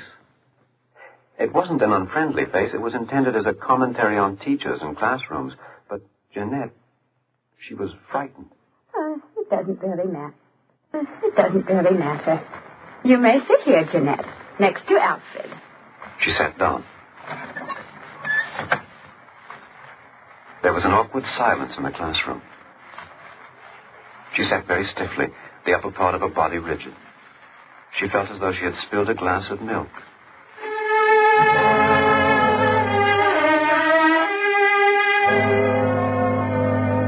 Miss Klein began the lesson. The cat fell down, the dog sat up. The cat fell down, the dog sat up. It was a nice, friendly sound the children made.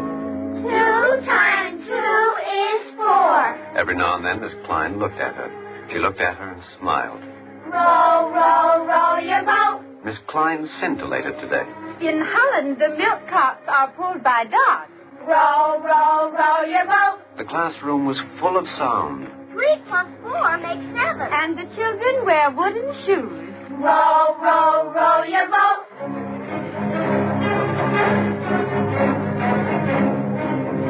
2 times 2. Finger in the dike. The little dog laughed. Row, row, row. The dike's held back. 2 times 2. And the dish ran away. Keep the sea back. Row, row, row your boat gently down the stream. Miss Klein, look at her. Bubble gum stuck all over her fingers. It was under her seat. The faces came into focus again. Miss Klein smiled. Some smiles leave you cold. Some smiles make you warm. Miss Klein's smile was a good smile. The teacher poured something from a bottle onto a little cloth. It made a funny smell. A hospital smell. The bubble gum came off.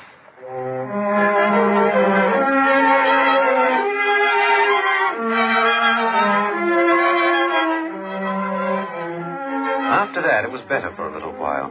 The little boy across the aisle laughed at her. Higher. And the little girl in the other aisle stuck out her tongue, but it was friendly. Hey, kid, just watch. He made 2 fingers walk across the desk. They walked along the desk like 2 feet. Pretty good, isn't it? Now look, they're drunk. The fingers lurched and teetered like the 2 feet of a drunken. No. Not a drunken man. A man who... She was frightened. Watch. The 2 feet fell into an inkwell, like 2 feet falling in a ditch. She didn't laugh. She should have laughed, but she didn't laugh.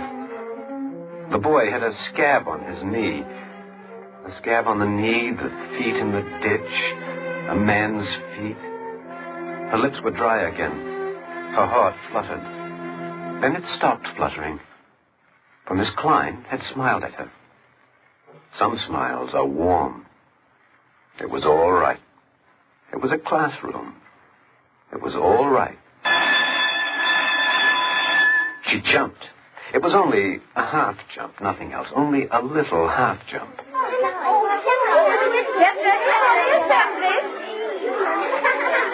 It was only a school bell. But her right shoulder was lifted high. Child, you'll ruin your posture. Your shoulder. It's hunched up again. Relax, Jeanette, relax. She forced her right shoulder to come down. Posture, Jeanette, too much noise. Her shoulders came level, straight. It was a strain. It was better the other way, the wrong way. The wrong way was comfortable, like sucking a thumb or holding a soft blanket against your cheek. But she forced her shoulder to remain level. Children, form 2 lines. Quickly. The children seemed to know what to do. They gathered up their books and their pencils and formed a double line. Come, Jeanette, it's time. For what? Time for what? Why was she frightened? Time for what? Why was... Miss Klein smiled. You don't smile when you... But they smiled sometimes. Her hand trembled as she picked up her notebook.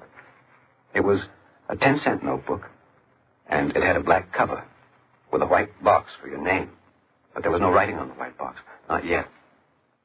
She held her notebook in her hand and stood alongside the boy with a scab on his knee. It was a brave thing to do.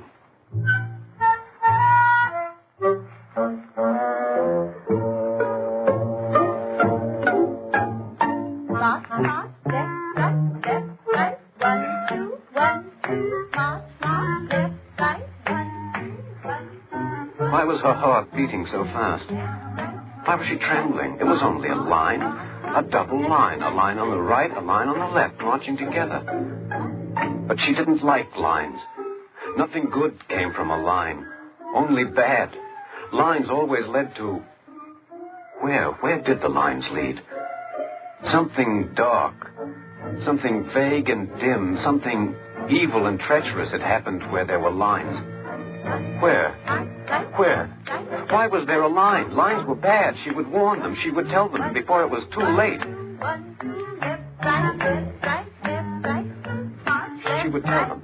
Now, listen, everyone, listen. I want to warn you. There are bad things. Beware of the...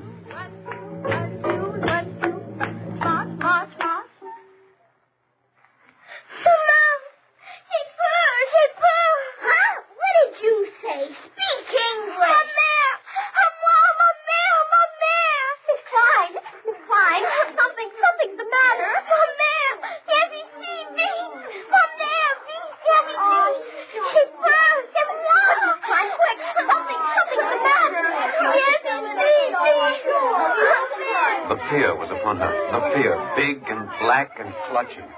Her breath came in gasps. It whistled up from out of her lungs. She knew now. She remembered now. This was the line. The line. If she remained with the line... If she remained, yes, good, but... If she was called to the left... If they called her out of the line...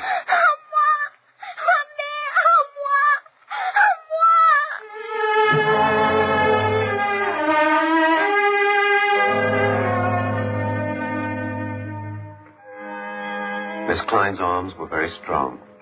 Miss Klein's hand stroked her cold cheek. Miss Klein smiled. A warm, friendly smile. A smile that had no fear in it. Only compassion and love. What is it, Jeanette? We're your friends here. No one but friends here. You mustn't be afraid. You mustn't be frightened. You must never be frightened. We're only changing classes. We're going to the auditorium for assembly. They were good. There was no question of their goodness. We're marching to the auditorium for the lower grades assembly. That's all, Jeanette. It's perfectly natural. Miss Klein took her hand, the big warm hand taking the cold little hand. Miss Klein's lips were still smiling, but her eyes were puzzled and a little afraid. Children, we mustn't be late. Forward march. 1, 2, 1, 2, 1, 2. Left, right, left, right. 1, 2, 1, 2, 1, 2. Left, right. She permitted Miss Klein to lead her. But why was there the line? Didn't they know? Why was it necessary to march? Good morning, Mr. Hines. Why was he standing there? Why was he standing there in the open doorway? He was nodding his head, up and down. 1, 2, 1, 2, 1, 2. Up and down, up and down. 1, 2, 1, 2. Left, right, left, right, left, right, left, right. 1, 2, 1, 2. And then Mr. Hines stopped counting. He beckoned. He stood in the open doorway, beckoning. The gesture was for her. He wanted her. He wanted her to come to him. To leave the line. To come to the door. Jeanette, Mr. Hines is calling. She stood in her tracks. She refused to go. He motioned to her. Hello, little girl. Come here. She dropped her book. She froze. Jeanette Goldman, age 7, hair yellow, eyes brown, condition refugee, was frozen. Mr. Hines stopped smiling. He nodded to Miss Klein and pointed. He was pointing at her. And she knew what it meant.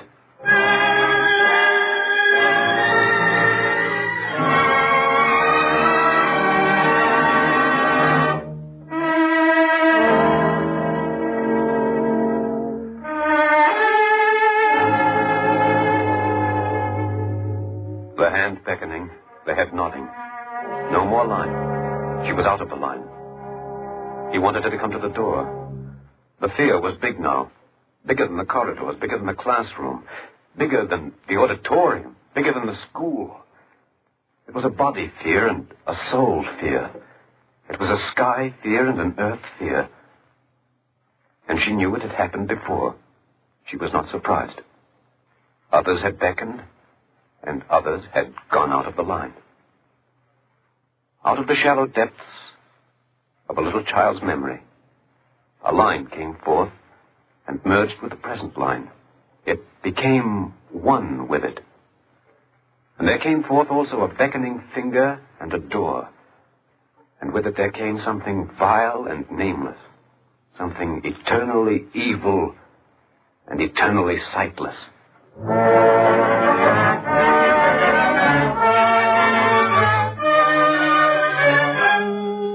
Catch her, Miss Klein. Catch her.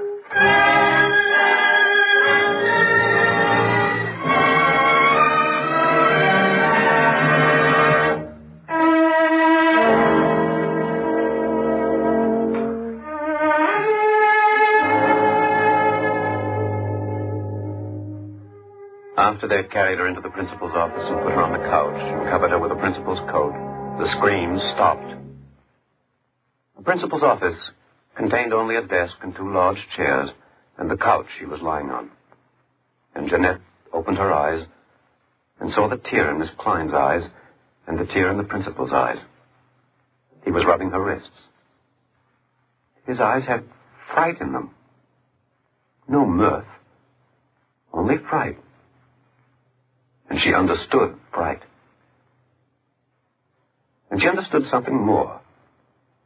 That she was in an American school, in an American school principal's office, where there were no nightmares, where a Miss Klein could touch her face with gentle fingers and say, Soyez tranquille, ma petite.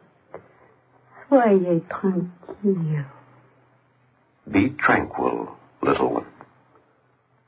That's what Miss Klein said.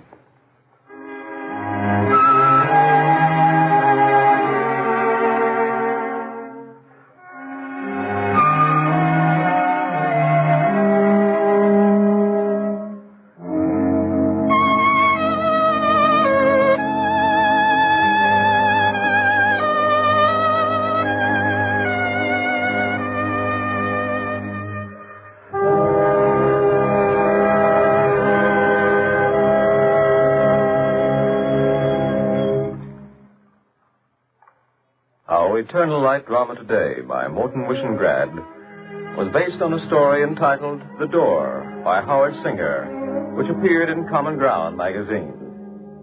The original music was composed by Maurice Namorsky and conducted by Milton Cadens.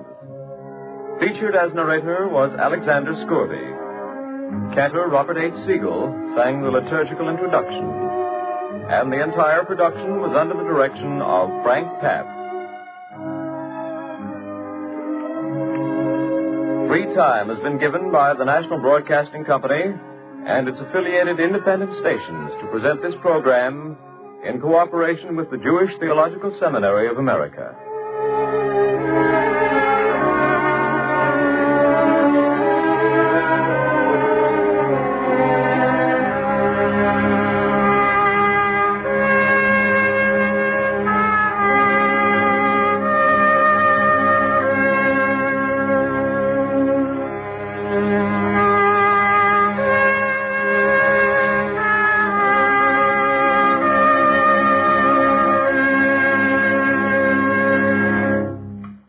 This program came to you from Radio City, New York.